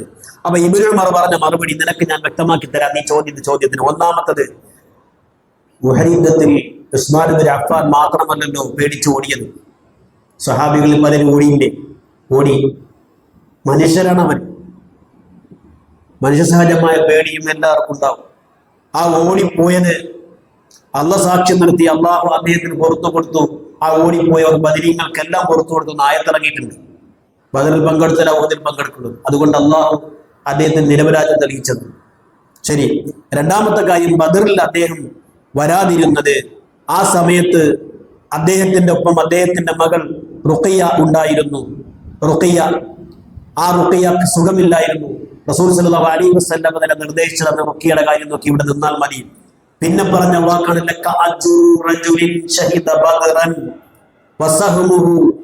നിനക്ക് ബദറിൽ പങ്കെടുത്ത ആളുടെ പൂർണ്ണമായ കൂലി നിനക്ക് കിട്ടും ഉസ്മാനെ. ആര് പറഞ്ഞതാ? അതുകൊണ്ട് നീ മകളെ സംരക്ഷിച്ചു, അവൾക്ക് ശുശ്രൂഷ ചെയ്ത് അവിടെ നിന്നു എന്ന് പറഞ്ഞു. ഇനി മൂന്നാമത്തെ താങ്കളുടെ പ്രശ്നം എന്താ? ഹുദൈബിയ സന്ധിയിൽ പങ്കെടുത്തില്ല എന്ന്. അത് കാരണം എന്താ? അന്ന കാലത്ത് മക്കയുടെ പുറത്ത് ഉസ്മാനേക്കാൾ ഒരാളെ ഉണ്ടായിരുന്നുവെങ്കിൽ, അതായത് ശത്രുക്കളുമായി സംസാരിക്കാനും അവരുടെ ഒരു അംബാസഡർ ആയിട്ടാണല്ലോ ഉസ്മാൻ അയക്കണത്. ഉസ്മാനെ പോലെ ഒരാളെ റസൂൽ കണ്ടിട്ടില്ല. അതോടെ ഉസ്മാൻ റളിയല്ലാഹു അൻഹുവിനെ അയച്ചത്. അവിടെ ഉസ്മാൻ റളിയല്ലാഹു അൻഹുവിനെ മക്കയിലേക്ക് അയക്കുമ്പോൾ ആ മക്കയിലേക്ക് അയച്ച ശേഷമാണല്ലോ ബൈഅത്ത് റിദ്വാനുള്ളത്. പിന്നെ എങ്ങനെ ബൈഅത്ത് റിദ്വാൻ അദ്ദേഹം ഉണ്ടാവുക? ഈ ബൈഅത്ത് റിദ്വാൻ ഹുദൈബിയ സന്ധി എന്നത് ഉണ്ടാവുന്നത് എപ്പോഴാണ്? നിങ്ങൾ ജസ്റ്റ് ഒന്ന് എണീക്കുന്നതല്ല, ഒരു മിനിറ്റ് നിന്നാണ് ക്ലാസ് നല്ലതാണ്. ഈ ക്ലാസ്സിന് കൂടുമ്പോൾ 2 മണിക്കൂർ 1 മണിക്കൂർ കൂടുമ്പോൾ റിഫ്രഷ് ചെയ്യാൻ നല്ലതാന്ന് പറയണ്ട. ഇങ്ങനെ കുഴപ്പമില്ല. അത് ചില ആളുകൾ റേഞ്ച് പോയിക്കൊണ്ടിരിക്കുന്നുണ്ട്. അതുകൊണ്ട് റേഞ്ച് തീരെ പോയാൽ പിന്നെ ഒന്നുണ്ടാവില്ല എന്ന് പറഞ്ഞ് എഴുന്നേറ്റ്. അപ്പൊ ഞാൻ പറഞ്ഞു തന്നത്, ബൈഅത്ത് റിദ്വാൻ എപ്പോഴാണ് ഉണ്ടായത്? ഉസ്മാൻ റളിയല്ലാഹു ബന്ധപ്പെട്ട വിഷയത്തിലാണല്ലോ ഹുദൈബിയ സന്ധി വരുന്നത്. അപ്പൊ അദ്ദേഹം അതുണ്ടാവുമോ? പിന്നെ അദ്ദേഹം ഉണ്ടാവുമോ? ഇല്ല. നേരത്തെ പറഞ്ഞല്ലോ, ആട്ടിപ്പുറത്താക്കപ്പെട്ട നാട്ടിലേക്ക് മക്കയിലേക്ക് ഉംറ ചെയ്യാൻ പുറപ്പെട്ട റസൂലിനെയും സഹാബത്തിനെയും മക്കാ മുശ്രിക്കുകൾ തടഞ്ഞു വെച്ച ചരിത്രം നമുക്കറിയാവുന്ന ചരിത്രമാണ്. അപ്പൊ തങ്ങളുടെ യഥാർത്ഥ ഉദ്ദേശം അറിയിക്കാൻ അവർ അംബാസഡർ റസൂൽ സല്ലല്ലാഹു അലൈഹി വസല്ലം അയക്കുകയാണ്. അതാരാണ്? ഉസ്മാൻ ഇബ്നു അഫ്ഫാൻ അവരെ അടുത്ത് ചെന്ന് സംസാരിച്ചു. ഇപ്പോ എന്റെ നേതാവും അദ്ദേഹത്തിന്റെ അനുയായികളും വരുന്നത് എന്താ? ഒരു യുദ്ധത്തിനൊന്നും അല്ല വരുന്നത്, തൽക്കാലം ഉംറ ചെയ്ത് പിരിയാൻ വേണ്ടി മാത്രമാണ് വരുന്നത്. പക്ഷെ ഇവരത് കൂട്ടാക്കിയില്ല. ആര്? മക്ക മുശ്രിക്കുകൾ അംഗീകരിച്ചില്ല. അവര് പറഞ്ഞു, പിന്നെ നിനക്ക് വേണമെങ്കിൽ ഉസ്മാനെ തവാഫ് ചെയ്യാം. മഹാനായ ഉസ്മാൻ പറഞ്ഞ വാക്കറിയും, എന്റെ റസൂലിനെ തടഞ്ഞ ഉംറ എനിക്ക് വേണ്ട, എന്റെ റസൂലിനെ ചെയ്യാൻ അനുവദിക്കാത്ത ഒരു തവാഫ് എനിക്ക് വേണ്ട. ആര് പറയാ? അങ്ങനെ ആ ഉസ്മാൻ റളിയല്ലാഹു അൻഹു റസൂൽ സല്ലല്ലാഹു അലൈഹി വസല്ലമയോടുള്ള ബഹുമാനാണ് നമ്മുടെ ചരിത്രത്തിൽ ആ സംഭവത്തിൽ മനസ്സിലാക്കേണ്ടത്. എന്നിട്ട് ഉസ്മാൻ റളിയല്ലാഹു അൻഹുവിനെ ഇവരെന്താക്കി? തടവിലാക്കി. ആ തടങ്കൽ നീണ്ടതോടെ ഉസ്മാൻ റളിയല്ലാഹു അൻഹു കൊല്ലപ്പെട്ടു എന്നൊരു വാർത്ത, ഒരു റൂമേഴ്സ് ഉണ്ടായി മുസ്ലിങ്ങൾക്കിടയിൽ. അള്ളാഹുവിന്റെ റസൂലിന്റെ നെഞ്ച് പൊട്ടിപ്പോയ ഒരു സംഭവമായിരുന്നു. ഉസ്മാൻ അവർ കൊന്നുകളഞ്ഞു എന്ന് പറഞ്ഞപ്പോ റസൂൽ സഹാബത്തിനെ വിളിക്കാൻ, ആ റിദ്വാൻ എന്ന് പറഞ്ഞ ചിത്രത്തിൽ റിദ്വാൻ വിശുദ്ധ സൂറത്തുൽ ഫത്ഹിൽ അവിടെ പറയുന്നുണ്ട്. സഹാബികളെയൊക്കെ വിളിച്ചിട്ട് ആ മരച്ചവിട്ടിൽ ശജറത്തുൽ റിദ്വാൻ എന്നാണ് ആ മരത്തിന്റെ പേര്. ചുവട്ടിൽ വെച്ച റസൂൽ സല്ലല്ലാഹു അലൈഹി വസല്ലമയുടെ കൈകളിൽ എല്ലാ സഹാബത്തും കൈ കോർത്ത് പിടിച്ചുകൊണ്ട് അവർ പ്രതിജ്ഞ ചെയ്തു, ബിയദിഹിൽ യുംനാ ഹാദിഹി യദി ഉസ്മാൻ. അള്ളാഹുവിന്റെ റസൂൽ സഹാബത്തിന്റെ കയ്യിൽ ഇങ്ങനെ പിടിച്ചിട്ട് ഒരു കൈ വലത് കൈ ഫ്രീ ആക്കിയിട്ട്, ഇതാ ഇത് ഉസ്മാന് പകരമുള്ള കൈയാണ്, ഉസ്മാന് പകരമുള്ള കൈയാണ്. ഉസ്മാൻ ഇല്ലെങ്കിൽ ഉസ്മാന് പകരമുള്ള കൈയാണ്. അതുകൊണ്ട് ഇത് അള്ളാഹുവിന്റെ റസൂൽ സല്ലല്ലാഹു അലൈഹി വസല്ലം പറയും, റസൂലിന്റെ വലത് കൈയാണ് ഉസ്മാൻ ഇബ്നു അഫ്ഫാൻ സാക്ഷിയും. ഉണ്ടോ? ഈ ഒരു സംഭവം നമ്മൾ പഠിക്കേണ്ട ചില പാഠങ്ങളുണ്ട്. ചരിത്രം മാത്രം കേട്ടാൽ പോലെ. അള്ളാഹിന്റെ മാർഗത്തിൽ ഒട്ടും ഭയമില്ലാതെ ശത്രുക്കൾക്ക് മുന്നിൽ നിവർന്നു നിൽക്കാനുള്ള മഹാനായ ഉസ്മാൻ റളിയല്ലാഹു അൻഹുവിന്റെ ധൈര്യവും സ്ഥൈര്യവും അള്ളാഹിന്റെ സഹായം അവിടെ ഉണ്ടായി. നമ്മൾ മനസ്സിലാക്കേണ്ടതാണ്. തൗഹീദ് പറയുന്നതിൽ അവിടെ ഒന്നും പറയണ്ട, അവിടെ കൃത്യമായി പറയാൻ പേടിക്കേണ്ട ആവശ്യമില്ല. ഇന്ന് ഞാൻ മനസ്സിലാക്കാൻ തുടങ്ങി, ഇപ്പൊ നമ്മുടെ വീടിന്റെ അയൽപക്കത്തൊക്കെ ഉണ്ടാവും. പിന്നെ ഈ പറഞ്ഞു പോയ റാത്തിയും മൗലിദ് പോലെയുള്ള ചോറിനൊക്കെ വിളിക്കാനും മറ്റൊക്കെ ചെയ്യുമ്പോൾ നമ്മൾ മനസ്സിലാക്കേണ്ട ഒരു വിഷയം എന്ന് പറഞ്ഞാൽ, എത്ര വലിയ സ്നേഹിതരായാലും എത്ര വലിയ ബന്ധുക്കളായാലും അവർക്ക് നമ്മൾ പഠിപ്പിച്ചു കൊടുക്കേണ്ട ചില കാര്യങ്ങൾ, അവർ വിളിക്കുന്ന എല്ലാ ഫംഗ്ഷനും നമ്മൾ പോകാതിരിക്കുകയല്ല നമ്മൾ വേണ്ടത്. നമ്മൾ പഠിക്കേണ്ട വിഷയം നമ്മളെ പഠിക്കണം. നമ്മൾ ആദർശം എതിരിച്ചത് പഠിക്കാൻ വേണ്ടിയാ പറഞ്ഞു. സുന്നികൾ വിളിക്കണം ഒന്നും നമ്മൾ പോകാൻ പാടില്ല, അതല്ല. അനുവദനീയമായ കാര്യങ്ങളിൽ നമ്മൾ പങ്കെടുക്കണം, അവരുമായി ബന്ധം പുലർത്തണം. എന്നാൽ മാറി നിൽക്കേണ്ടടുത്ത് നമ്മൾ നിൽക്കുകയും വേണം. ഇത് നമ്മൾ ചെയ്യുന്നില്ല. ഇത് നമ്മൾ സകലവിലായി പോലെ എല്ലായിടത്തും പോയി കൊടുക്കണം. അവിടെ നമുക്ക് എതിർപ്പില്ല.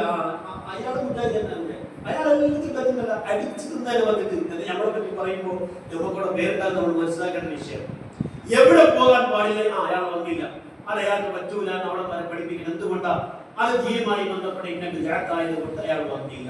എന്നാൽ ഇന്ന കാര്യത്തിൽ വന്നു എന്ന് പറയുമ്പോൾ അത് അനുവദനീയമാണെന്ന കാര്യം ആളുകൾ പഠിക്കണം. അപ്പോഴാണ് നമ്മുടെ ആദർശം എന്താണെന്ന് നമ്മൾ മനസ്സിലാക്കുക. അവിടെ നമുക്ക് പലപ്പോഴും തിരിച്ചറിയാതെ പോകുന്ന അവിവേകം കാണിക്കുമ്പോൾ നമ്മൾ വേഗമില്ലാത്ത ആളുകളായി നമ്മൾ മാറണം. ഞാൻ പറയുന്നത് വിലപേശിയവർ മുശ്രിക്കുകൾ, ഉസ്മാനെ നിനക്ക് വേണ്ടത് തരാം, ഞങ്ങളെ കൂടെ നിന്നാ മതി എന്ന് മുശ്രിക്കുകൾ പറഞ്ഞിട്ടും തൗഹീദ് കളിച്ചുകൊണ്ട് തന്റെ ആദർശമാണ് വലുതെന്ന് പറയാനുള്ള ധൈര്യം ഉസ്മാൻ തന്നെ കാണിച്ചു. ഒന്ന്, അപ്പൊ അള്ളാന്റെ സഹായം. രണ്ടാമത്തെ, അള്ളാന്റെ മാർഗത്തിൽ നിലകൊണ്ട ഒരു മുസ്ലിം ആക്രമിക്കപ്പെടുകയും തടവിലാക്കപ്പെടുകയും ചെയ്യുമ്പോൾ അവർക്ക് വേണ്ടി ശബ്ദിക്കാൻ നോക്കാം. പലപ്പോഴും സമൂഹത്തിൽ ഇന്ന് നടക്കണമെന്നറിയോ, അത്തരക്കാരെ ആളുകളെ ഒറ്റപ്പെടുത്തി കളയും. അവർക്ക് വേണ്ടി സംസാരിക്കാൻ ആളില്ലാതെ വരികയാണ്. അത് വലിയ വിഷയമാണ്. അവിടെ അള്ളാന്റെ മാർഗത്തിലുള്ള സ്നേഹബന്ധം അവിടെ നഷ്ടപ്പെട്ടു പോവുകയാണ്. ഇസ്ലാമിലെ മഹത്തായ സാഹോദര്യം അവിടെ വിലയിടിഞ്ഞു പോവുകയാണ്. അവിടെ അയാൾക്ക് വേണ്ടി സംരക്ഷణ നൽകേണ്ടതിന് പകരം അയാളെ ഒറ്റപ്പെടുത്തി ഭരണകൂട ഭീകരതയ്ക്ക് വിട്ടുകൊടുക്കേണ്ടതിന് പകരം ചെയ്യേണ്ടത് അങ്ങനെ സംസാരിക്കുന്ന ആളുകളെ നമ്മൾ സപ്പോർട്ട് ചെയ്യാൻ വേണ്ടത് ഗൗരവമായി മനസ്സിലാക്കേണ്ട കാര്യമാണ്. ഒട്ടേറെ ശ്രേഷ്ഠതകൾ അല്ലാഹുവിന്റെ റസൂൽ സല്ലല്ലാഹു അലൈഹി വസല്ലമ ഉസ്മാൻ ഇബ്നു അഫ്ഫാൻ റളിയല്ലാഹുവിനെ പറ്റി പറഞ്ഞിട്ടുണ്ട്. തീർച്ചയായും നിങ്ങൾക്ക് ശേഷം, എനിക്ക് ശേഷം ഒരുപാട് പ്രശ്നങ്ങൾ നിങ്ങൾ കാണും. അപ്പോൾ റസൂൽ ചോദിച്ചു, അവ ഞങ്ങൾക്കാരാ? ഞങ്ങളുടെ കാര്യത്തിൽ ഒരു നേതാവായിട്ടുണ്ടാകാൻ അല്ലാഹു റസൂൽ പറഞ്ഞു, അലൈക്കും ബിൽ അമീൻ, ഈ വിശ്വസ്തരായ ആളെ നിങ്ങൾക്ക് സ്വീകരിക്കാം. റസൂൽ ചൂണ്ടിക്കാണിച്ചതാരെയാ? ഉസ്മാൻ ഇബ്നു അഫ്ഫാൻ റളിയല്ലാഹു അൻഹു. കണ്ടോ, സ്വന്തം മകളോട് റസൂൽ സല്ലല്ലാഹു അലൈഹി വസല്ലം പറഞ്ഞത്, അക്കിരിമി, നിന്റെ ഭർത്താവിനെ നീ ബഹുമാനിക്കണേ മോളെ. സ്വഭാവത്തിൽ എന്റെ സഹാബികളിൽ എന്നോട് ഏറ്റവും സാദൃശ്യമുള്ള ആളാണ് ഉസ്മാൻ എന്നാണ് പറയുന്നത്. അല്ലാഹു റസൂൽ സല്ലല്ലാഹു അലൈഹി വസല്ലം പറയും, ഇസ്ലാമിലെ വളർച്ചയ്ക്ക് വേണ്ടി അദ്ദേഹം ചെയ്ത സംഭാവനകൾ എത്രയേറെ വിലമതിക്കുന്ന കാര്യങ്ങളാണ്. നിങ്ങൾ ആലോചിച്ച് നോക്ക്. തബൂക്ക് യുദ്ധത്തിന് വലിയൊരു ഫണ്ട് വേണം. അല്ലാഹുവിന്റെ റസൂൽ സല്ലല്ലാഹു അലൈഹി വസല്ലം ജനങ്ങളെ എല്ലാവരും പ്രയാസപ്പെട്ടപ്പോ അദ്ദേഹം 1000 ഒട്ടകങ്ങളെ ദീനിനു വേണ്ടി കൊടുക്കുക. അപ്പൊ 70 കുതിരകൾ അദ്ദേഹം കൊടുക്കുക. അതിനെ സംബന്ധിച്ച് റസൂൽ സല്ലല്ലാഹു അലൈഹി വസല്ലം പറഞ്ഞതെന്നറിയോ? ഇനി മുതൽ അങ്ങോട്ട് ഉസ്മാന്റെ ഭാഗത്തു നിന്ന് വരുന്ന ചെറിയ ചെറിയ വീഴ്ചകൾ അതിൽ അദ്ദേഹത്തിന് അതൊരു പ്രയാസം ഉണ്ടാവില്ല. അല്ലാഹു റസൂൽ സല്ലല്ലാഹു അലൈഹി വസല്ലം പറയും, 2 പ്രാവശ്യം അല്ലാഹു റസൂൽ സല്ലല്ലാഹു അലൈഹി വസല്ലം. പിന്നെ മാനുഷികമായ പിഴവുകൾ ഉണ്ടാകാം. അല്ലാഹു അദ്ദേഹത്തിന് പുറത്തു കൊടുത്തിരിക്കുന്നു എന്നാണ് റസൂൽ സല്ലല്ലാഹു അലൈഹി വസല്ലം പറഞ്ഞതിന്റെ സാരം. നിങ്ങൾ ആലോചിച്ച് നോക്കി, മക്കയിൽ നിന്ന് മക്ക വിട്ട് മദീനത്തിലെത്തി മുഹാജിറുകൾക്കും മദീനയിലെ അൻസാറുകൾക്കും കുടിവെള്ളം കിട്ടാനില്ല. പൈസ കൊടുത്താലും മദീനയെ റൂമാക്കണം. ഇപ്പോഴുണ്ട് റൂമ, ഇപ്പോഴും സംരക്ഷിച്ചിട്ടുണ്ട്. തബൂക്കിൽ റൂമാക്കുന്നത് ഇപ്പോഴും അത് ജൂതന്റെ കൈവശമുണ്ടായിരുന്നു. മുസ്ലിങ്ങൾക്ക് വെള്ളം കിട്ടണമെങ്കിൽ പൈസ കൊടുത്താലേ കിട്ടുമെന്നതായിരുന്നു. ആ ഒരവസ്ഥയിലെത്തിയപ്പോൾ അല്ലാഹുവിന്റെ റസൂൽ സല്ലല്ലാഹു അലൈഹി വസല്ലം, പ്രവാചകൻ സല്ലല്ലാഹു അലൈഹി വസല്ലം, തബീഉഹാ ബിഐനിൻ ബിൽ ജന്ന, ഇത് വാങ്ങി വിലയ്ക്ക് വാങ്ങുന്നവർക്ക് സ്വർഗ്ഗത്തിൽ ഒരു ഐനുണ്ട്, ഒരു നദിയുണ്ട്, ഒരു അരുവിയുണ്ട് എന്ന് റസൂൽ സല്ലല്ലാഹു അലൈഹി വസല്ലം പറഞ്ഞപ്പോൾ നേരെ മഹാനായ ഉസ്മാൻ ഇബ്നു അഫ്ഫാൻ റളിയല്ലാഹു അൻഹു ഈ വാർത്ത കേട്ടു. അദ്ദേഹം 35,000 ദിർഹം കൊടുത്തിട്ട് അദ്ദേഹം ആ കിണർ വാങ്ങി. 35,000 ദിർഹം കൊടുത്തിട്ട് അത് കിണർ വാങ്ങി. എന്നിട്ട് അദ്ദേഹം ചെയ്തത് നോക്കണേ, ഒരു വർഗീയ ചിന്താഗതിയുള്ള ആളാണെങ്കിൽ ഉസ്മാൻ എന്ത് ചെയ്യണം? ആ കിണർ വിലയ്ക്ക് വാങ്ങിയിട്ട് മുസ്ലിങ്ങൾക്ക് മാത്രം കൊടുത്താണ് ചെയ്യുന്നത്. മദീനയിലെ മൊത്തം ജൂതന്മാർക്കും ക്രിസ്ത്യാനികൾക്കും എല്ലാവരും വെള്ളമെടുത്തൊക്കെ വിശാല മനസ്കര ആർക്കുണ്ടായി? ഉസ്മാൻ ബിൻ അഫ്ഫാൻ റളിയല്ലാഹു അൻഹു ഉണ്ടായ ചരിത്രം പരിചയം അല്ലേ? നമുക്ക് മദീനയിലെ റസൂലിന്റെ പള്ളി മസ്ജിദ് നബവി ആളുകൾ നിറഞ്ഞ സ്ഥലം തികയാതെ വന്നപ്പോൾ പള്ളി വിപുലീകരിക്കാൻ അദ്ദേഹം കൊടുത്തത് നമ്മൾ മനസ്സിലാക്കേണ്ട 25,000 ദിർഹമാണ്. നമ്മൾ ആലോചിച്ച് നോക്കേണ്ട വിഷയമുണ്ട്. ഈ ത്യാഗങ്ങളൊക്കെ അദ്ദേഹം സഹിക്കും, സാമ്പത്തികമായും അതേപോലെ സഹിക്കും. നമ്മൾ എന്ത് ചെയ്യുന്നു ദീനിനു വേണ്ടിയുള്ള നമ്മുടെ ശരീരം കൊണ്ടും അല്ലെങ്കിൽ നമ്മുടെ മനസ്സുകൊണ്ടും നമ്മുടെ സാന്നിധ്യം കൊണ്ട് നമുക്ക് എന്ത് ചെയ്യാൻ കഴിയും? എന്നാൽ ഉത്തരവാദിത്വം ഏറ്റെടുക്കുമ്പോൾ തന്നെ ഒളിച്ചോടാൻ നമ്മൾ പ്രേരിപ്പിക്കുന്നു. അതിന് നമുക്ക് ന്യായം. ഉത്തരവാദിത്വം ഏറ്റെടുത്ത വളരെ ഗൗരവമുള്ള വിഷയമല്ലേ? അപ്പൊ അത് ഏറ്റെടുത്താൽ ചെയ്തില്ലെങ്കിൽ അതിന് വാഗ്ദത്ത ലംഘനമല്ലേ, മുനാഫിക്കുന്നതല്ലേ എന്ന് കരുതിയിട്ട് പറയുമ്പോൾ കേൾക്കുന്ന രസമുണ്ട്. അങ്ങനെ എല്ലാവരും വിചാരിച്ചാൽ ഒരു കൂട്ടായ്മ നമ്മളെ മുന്നോട്ട് കൊണ്ടുപോകാൻ കഴിയും. അത് ഏറ്റെടുക്കണ്ടേ? ഏറ്റെടുക്കാനുള്ള പ്രയാസം നോക്കുന്നുണ്ട്. ഇന്നലെ കൂടിയ വോയിസ് കേട്ടതാണ്. അവിടെ ഞാൻ പറയാം, 8 കൊല്ലം പ്രസിഡന്റ് ആയിരുന്ന ആളും പ്രസിഡന്റ് സ്ഥാനത്ത് നിന്ന് മാറുന്നു, 5 കൊല്ലം സെക്രട്ടറി സ്ഥാനത്തായിരുന്നു സെക്രട്ടറി സ്ഥാനം മാറുന്നു. വ്യക്തിപരമായ കാരണങ്ങളുണ്ട്, അദ്ദേഹത്തെ ഒഴിവാക്കി കൊടുക്കുന്ന ശരണിയായ കാരണങ്ങളുണ്ട്. അപ്പൊ അതിന് മറുപടി നിങ്ങളെ തന്നെ നിൽക്കേണ്ട കാര്യം എന്താ? അടുത്ത മാസം മക്കളുടെ കല്യാണം വരെ നിങ്ങൾ അതിന്റെ പിന്നാലെ പോയ കാര്യം നടക്കുന്നില്ല, വേറെ ഏൽപ്പിച്ചോടിക്കും. ഇങ്ങനെ പറയാൻ നമ്മുടെ ഭാര്യമാരും കൂടെ ഉണ്ടെങ്കിൽ നമ്മുടെ ദീനിന് വേണ്ടി എന്ത് സേവനം നമുക്ക് ചെയ്യാൻ പറ്റും?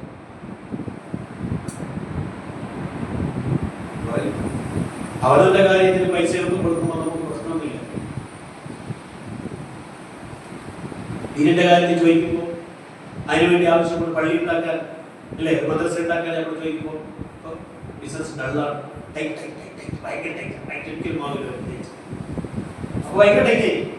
സ്വന്തം കാര്യത്തിൽ ഇഷ്ടംപോലെ പൈസ, ഒരു ടൈറ്റും ഇല്ല, ഒരു പ്രശ്നമില്ല. അതിനെത്രയും അള്ളാന്റെ മാർഗം നിങ്ങൾ ചെലവഴിക്കുന്നത് എന്തിനും അവൻ പകരം നൽകും. ഇവിടെ ഉസ്മാൻ റളിയല്ലാഹു അൻഹുവിനെ പോലെയുള്ളവർക്കൊക്കെയും അതിനുവേണ്ടി സാധിച്ചതെന്താ? അള്ളാഹു തരുന്നതിലുള്ള സഹായത്തിലുള്ള ആ ഒരു ഉറച്ച വിശ്വാസം. ഇഷ്ടംപോലെ ഇങ്ങനെ വാരിക്കോരി കൊടുക്കുമ്പോൾ അത് ഇഷ്ടംപോലെ തിരിച്ചു കൊടുക്കും. അതൊരു ഇമാമാണ്. ഇവിടെയാണ് വിഷയം മനസ്സിലാക്കേണ്ടത്. വിശുദ്ധ ഖുർആൻ മനഃപ്പാഠമാക്കി അദ്ദേഹം അല്ലേ, പൂർണ്ണമായും അദ്ദേഹം മനഃപ്പാഠമാക്കി. ഒറ്റ റക്അത്തിൽ ഖുർആൻ മുഴുവൻ അദ്ദേഹം പാരായണം ചെയ്തു. സ്ഥിരപ്പെട്ട ചരിത്രത്തിൽ പറഞ്ഞതാണ്, നമുക്ക് ആലോചിക്കാൻ പോലും കഴിയില്ല. ഞാൻ വെറുതെ പറഞ്ഞതല്ല.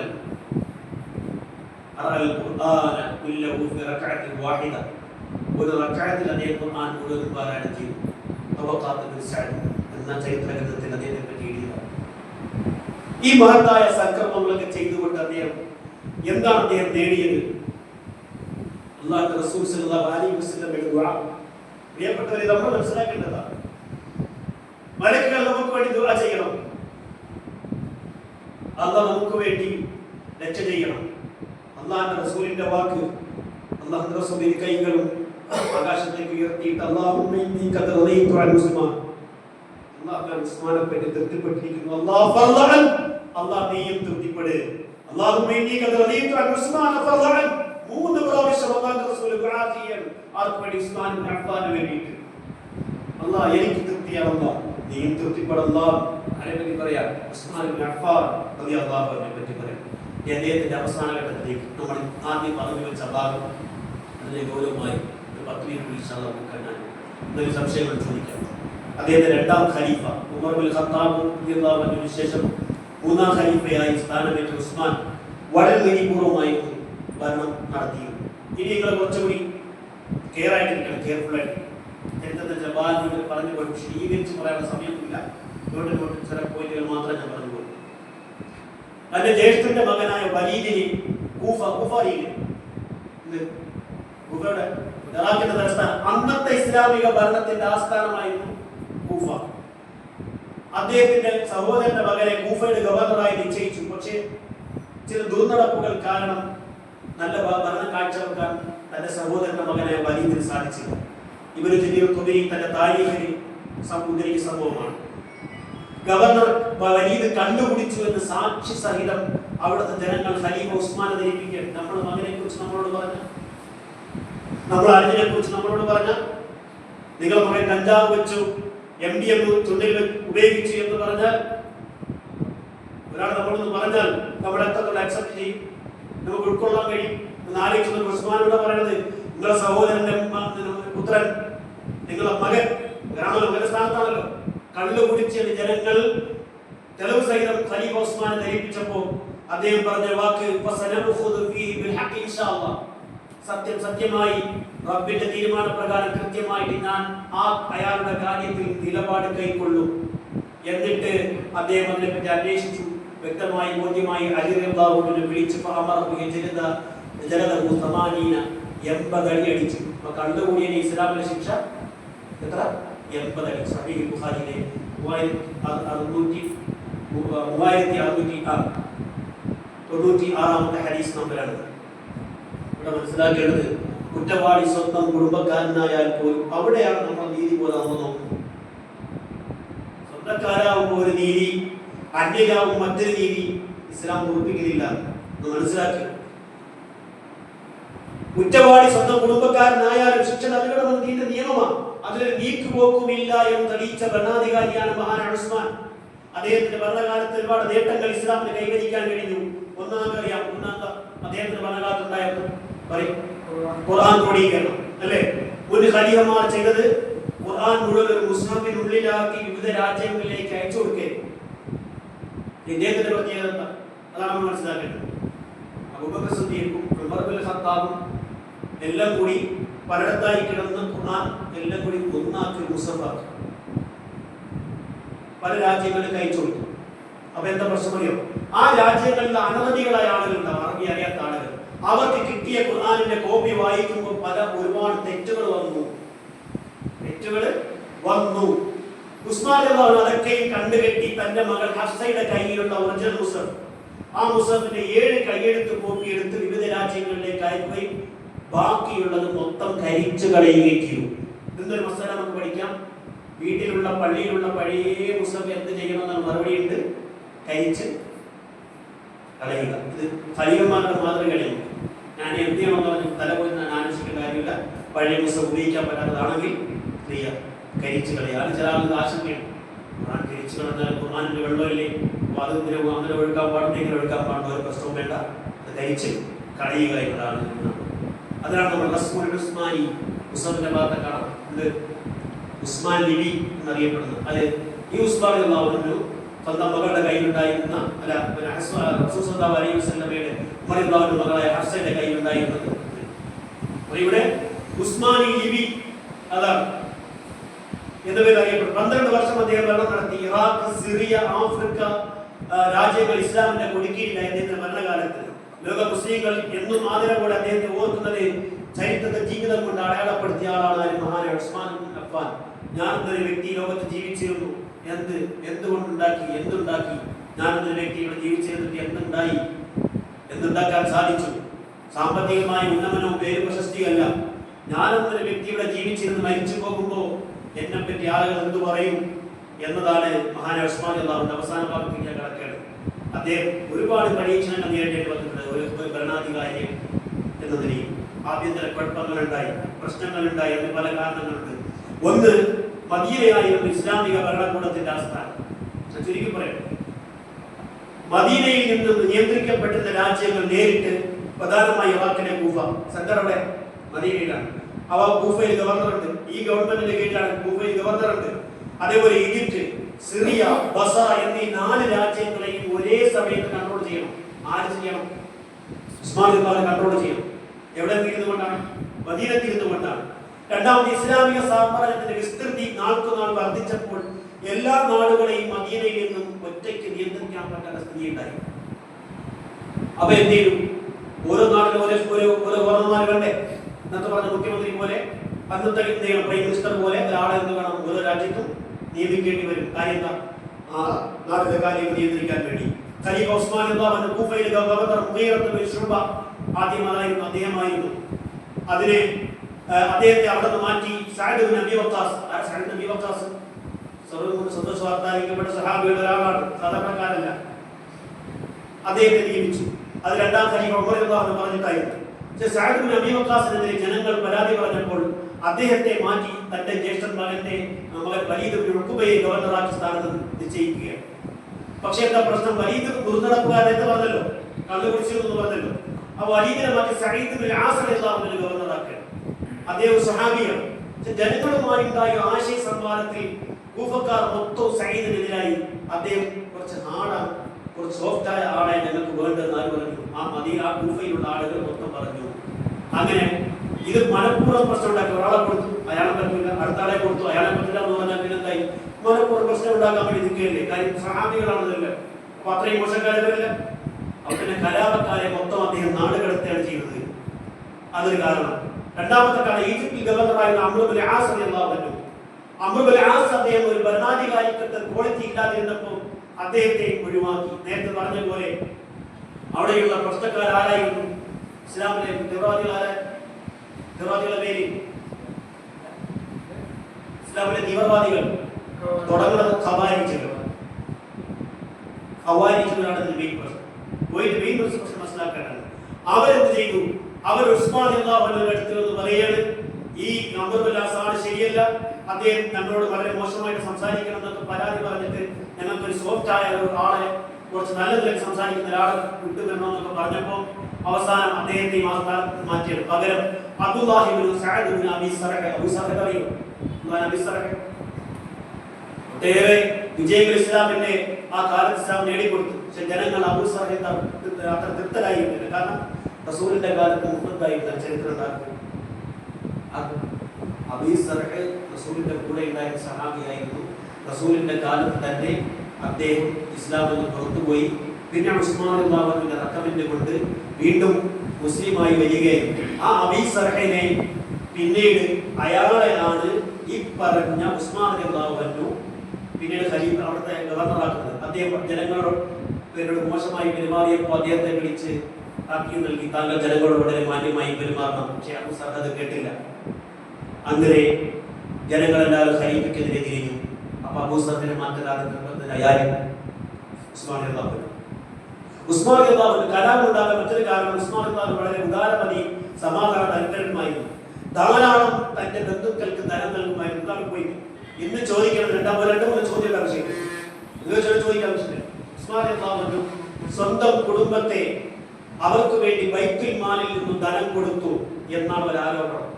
മെയിൻ ആരോപണം ബന്ധു നിയമനം നടത്തി. നമ്മൾ ബന്ധുക്കളെ ഉത്തരവാദിത്തപ്പെട്ട മേഖലകളിൽ ഗവൺമെന്റിന്റെ അധികാരത്തിൽ അദ്ദേഹം അവരെ അവരോധിച്ചു എന്നാണ് മെയിൻ ആയിട്ടുള്ള രണ്ട് കാരണങ്ങൾ പറയുന്നത്. അത് ഈ കൃത്യമായി മനസ്സിലാക്കി കഴിഞ്ഞാൽ ആ ചോദ്യത്തിന് മറുപടി ഉറങ്ങാതിരിക്കണം. ഒന്ന്, കുഴപ്പക്കാർ പറഞ്ഞത് അദ്ദേഹം ബൈത്തുൽ മാലിൽ നിന്നാണ് കൊടുക്കുന്നതാണ് ആരോപിച്ചത്. അദ്ദേഹത്തിന്റെ സ്വന്തം ധനമായിരുന്നു. അർഹതപ്പെട്ടവർക്ക് മാത്രമേ അദ്ദേഹം കൊടുത്തിരുന്നുള്ളൂ. റസൂൽ സല്ലല്ലാഹു അലൈഹി വസല്ലം ചെയ്തതുപോലെ അർഹതപ്പെട്ടവരാണെങ്കിൽ വാഇദൽ ഖുർബ, ഖുർആൻ പറഞ്ഞ കാര്യമാണ്. ബന്ധുക്കളുണ്ട്. ബന്ധുക്കൾ എന്ന് പറയുമ്പോൾ ഏറ്റവും അടുത്ത ബന്ധുക്കൾക്ക് അത് സക്കാത്ത് കൊടുക്കാൻ അർഹതപ്പെട്ടവരാണെങ്കിൽ ഏറ്റവും ആദ്യം കൊടുക്കേണ്ടതാക്കാം ആദ്യ ബന്ധുക്കൾക്ക് കൊടുക്കണം. നിയമം അതാണ്. പക്ഷെ അത് അദ്ദേഹം ചെയ്തു. ഇത് പലർക്കും ഇഷ്ടപ്പെട്ടില്ല. റസൂലിന്റെ കാലത്ത് ഗനീമത്ത് സ്വത്ത് ഭാഗം ചെയ്തപ്പോൾ അത് അനീതിയായില്ല, അത് നീതിയായില്ല എന്ന് ബഹളം വെച്ച ആളുകളാണ് ഖവാരിജികൾ. അവരാണ് ഖവാരിജികൾ വിമർശിച്ചവർ. അവരാണ് പിൽക്കാലത്ത് ഖവാരിജികളായി രംഗത്ത് വന്നത്. ഇസ്ലാമിലെ അവാന്തര വിഭാഗം അവർ തന്നെയാണ് ഈ ആരോപണങ്ങൾ മുഴുവനും ഉന്നയിച്ചത്.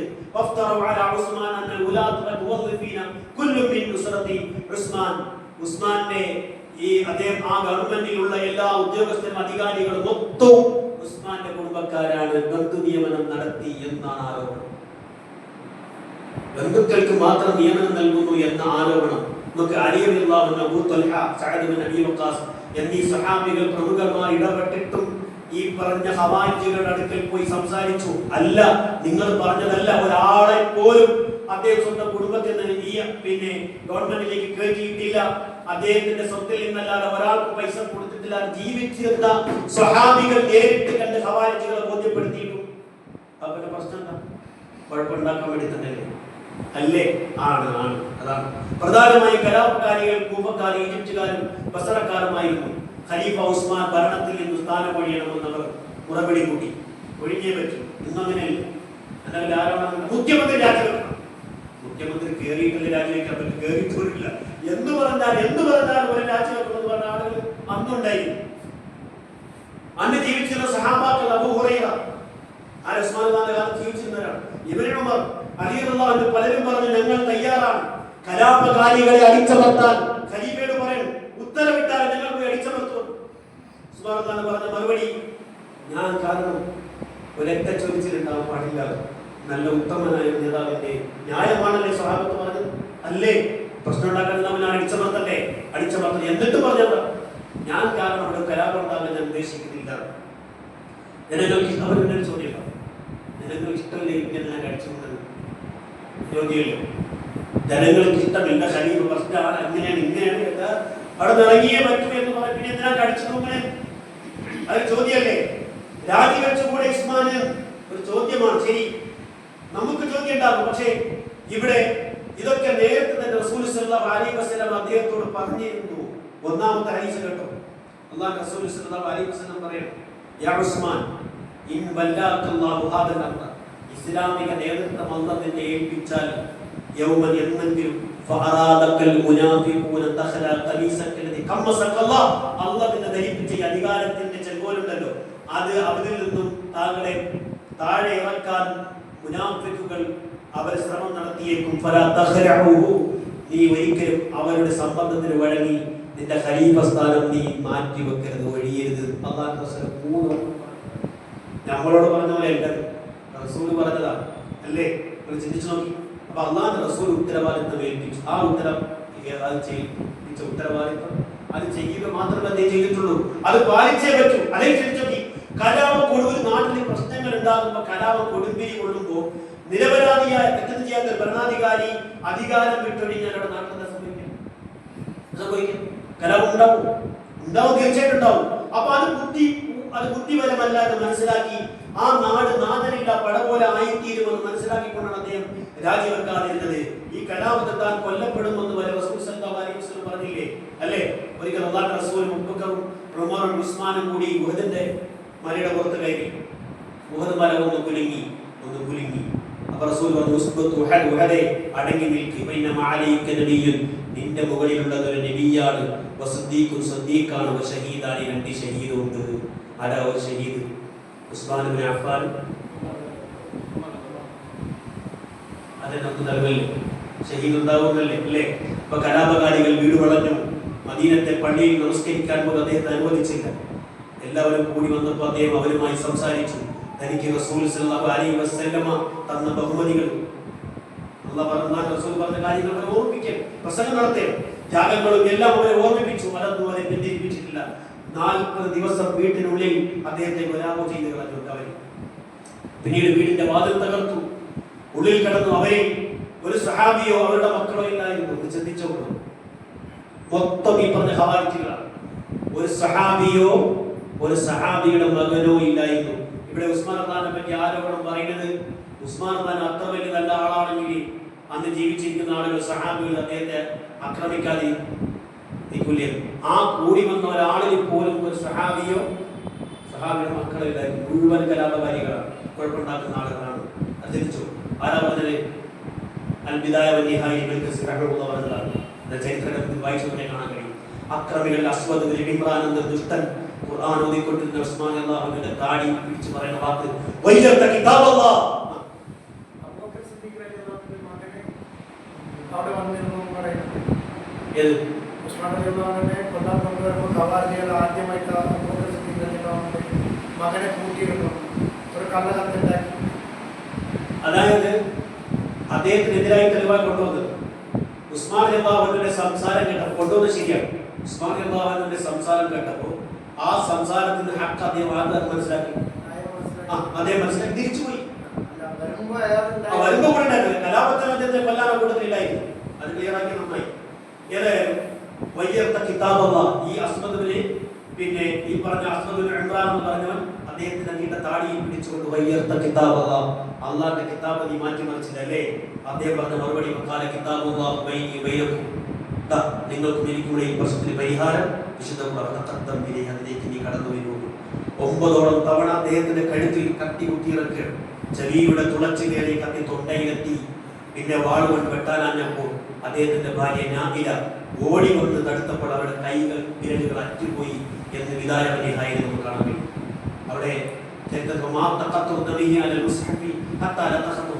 അദ്ദേഹത്തിന്റെ കഴുത്തിൽ നിന്ന് ഒഴുകിയിറങ്ങിയ ചോര ആ ഓതിക്കൊണ്ടിരുന്ന മുസ്ലിമിലേക്ക് വീട് മുസ്ലിം മൊത്തം നനഞ്ഞു പോയെന്ന് ചരിത്രകാരൻ ഇബ്നു കസീർ റഹ്മത്തുള്ളാഹി വിദായനിഹായി പറയും. 85-ാമത്തെ വയസ്സിൽ രണ്ടാം ഖലീഫ ഉമറിനെ പോലെ അദ്ദേഹം ഷഹീദായി. നബി സല്ലല്ലാഹു അലൈഹി വസല്ലമയുടെ 146 ഹദീസുകൾ അദ്ദേഹം റിപ്പോർട്ട് ചെയ്തിട്ടുണ്ട്. നമുക്ക് വുദൂന്റെ ഹദീസ് റിപ്പോർട്ട് ചെയ്ത ആളറിയോ? വുദൂന്റെ ഹദീസ് എങ്ങനെ റസൂൽ വുദൂ ചെയ്തത്? ഉസ്മാൻ റളിയല്ലാഹു അൻഹു റസൂൽ സല്ലല്ലാഹു അലൈഹി വസല്ലം വുദൂ ചെയ്തു പോലെ പൂർണ്ണമായിട്ട് വുദൂ ചെയ്തിട്ട് അദ്ദേഹം പറഞ്ഞ വാക്കാണ്, നിങ്ങൾ ഇത് കണ്ടുപഠിച്ചോടി, റസൂൽ വുദൂ ചെയ്ത പോലെയാണ് ഞാൻ വുദൂ ചെയ്തത്. സ്വഹീഹ് ബുഖാരിയിലെ ഹദീസാണ്. ആരാ റിപ്പോർട്ട് ചെയ്യുന്നത്? 146 ഹദീസ് ആര് റിപ്പോർട്ട് ചെയ്യുന്നത്?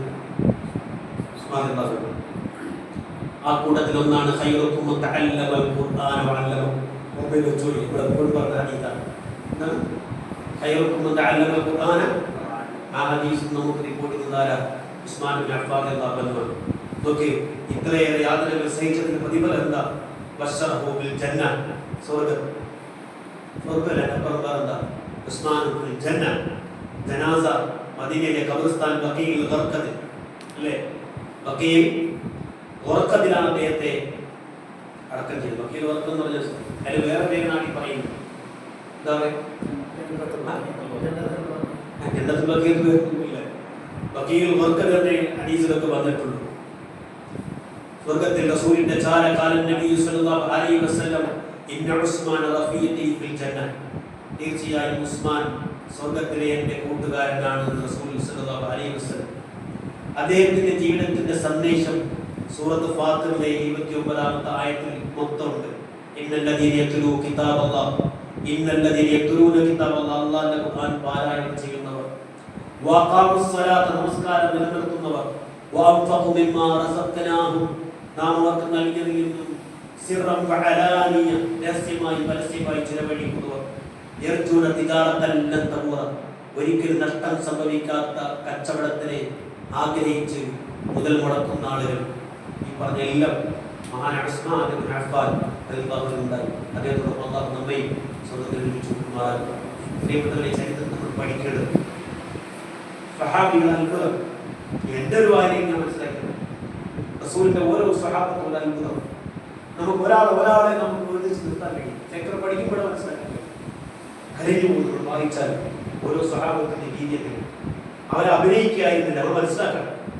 മഹാനായ ഇബ്നു ഉമറിന്റെ ഒറ്റ വാക്ക് മതി. ആരാണ് സഹാബത്ത് എന്ന് പറഞ്ഞാൽ ജീവിതത്തിന്റെ ഒരിക്കൽ ഒരു സമയത്ത് പോലും അവർ ആക്ഷൻ കാണിച്ചിട്ടില്ല, അവർ അഭിനയിച്ചിട്ടില്ല. റിയൽ ലൈഫ് നമ്മുടെ മുന്നിൽ നിന്ന് റിയൽ ഹീറോസ് അവരാണ്. ദുനിയാവിലെ അല്പം പേര് പ്രശസ്തിക്കും വേണ്ടി, ആളുകൾക്കിടയിലുള്ള നല്ല വാക്കിന് വേണ്ടി ഒരിക്കൽ പോലും ജീവിതത്തിൽ അഭിനയിക്കാൻ അറിയാത്ത ആളുകളായിരുന്നു നമ്മുടെ സഹാബികളെന്ന് മനസ്സിലാക്കണം. ചരിത്രം ഇനിയും പഠിക്കണം. അല്ലാഹു ആ ചരിത്രം പഠിച്ച് അതിന് പാഠങ്ങൾ ഉൾക്കൊണ്ടുകൊണ്ട് നല്ല മുത്തക്കിലായി ജീവിക്കാൻ അല്ലാഹു നമുക്ക് എല്ലാവർക്കും തൗഫീഖ് നൽകുമാറാകട്ടെ. അസ്സലാമു അലൈക്കും. ഇതിലൂടെ ചോദിക്കാനുണ്ടോ?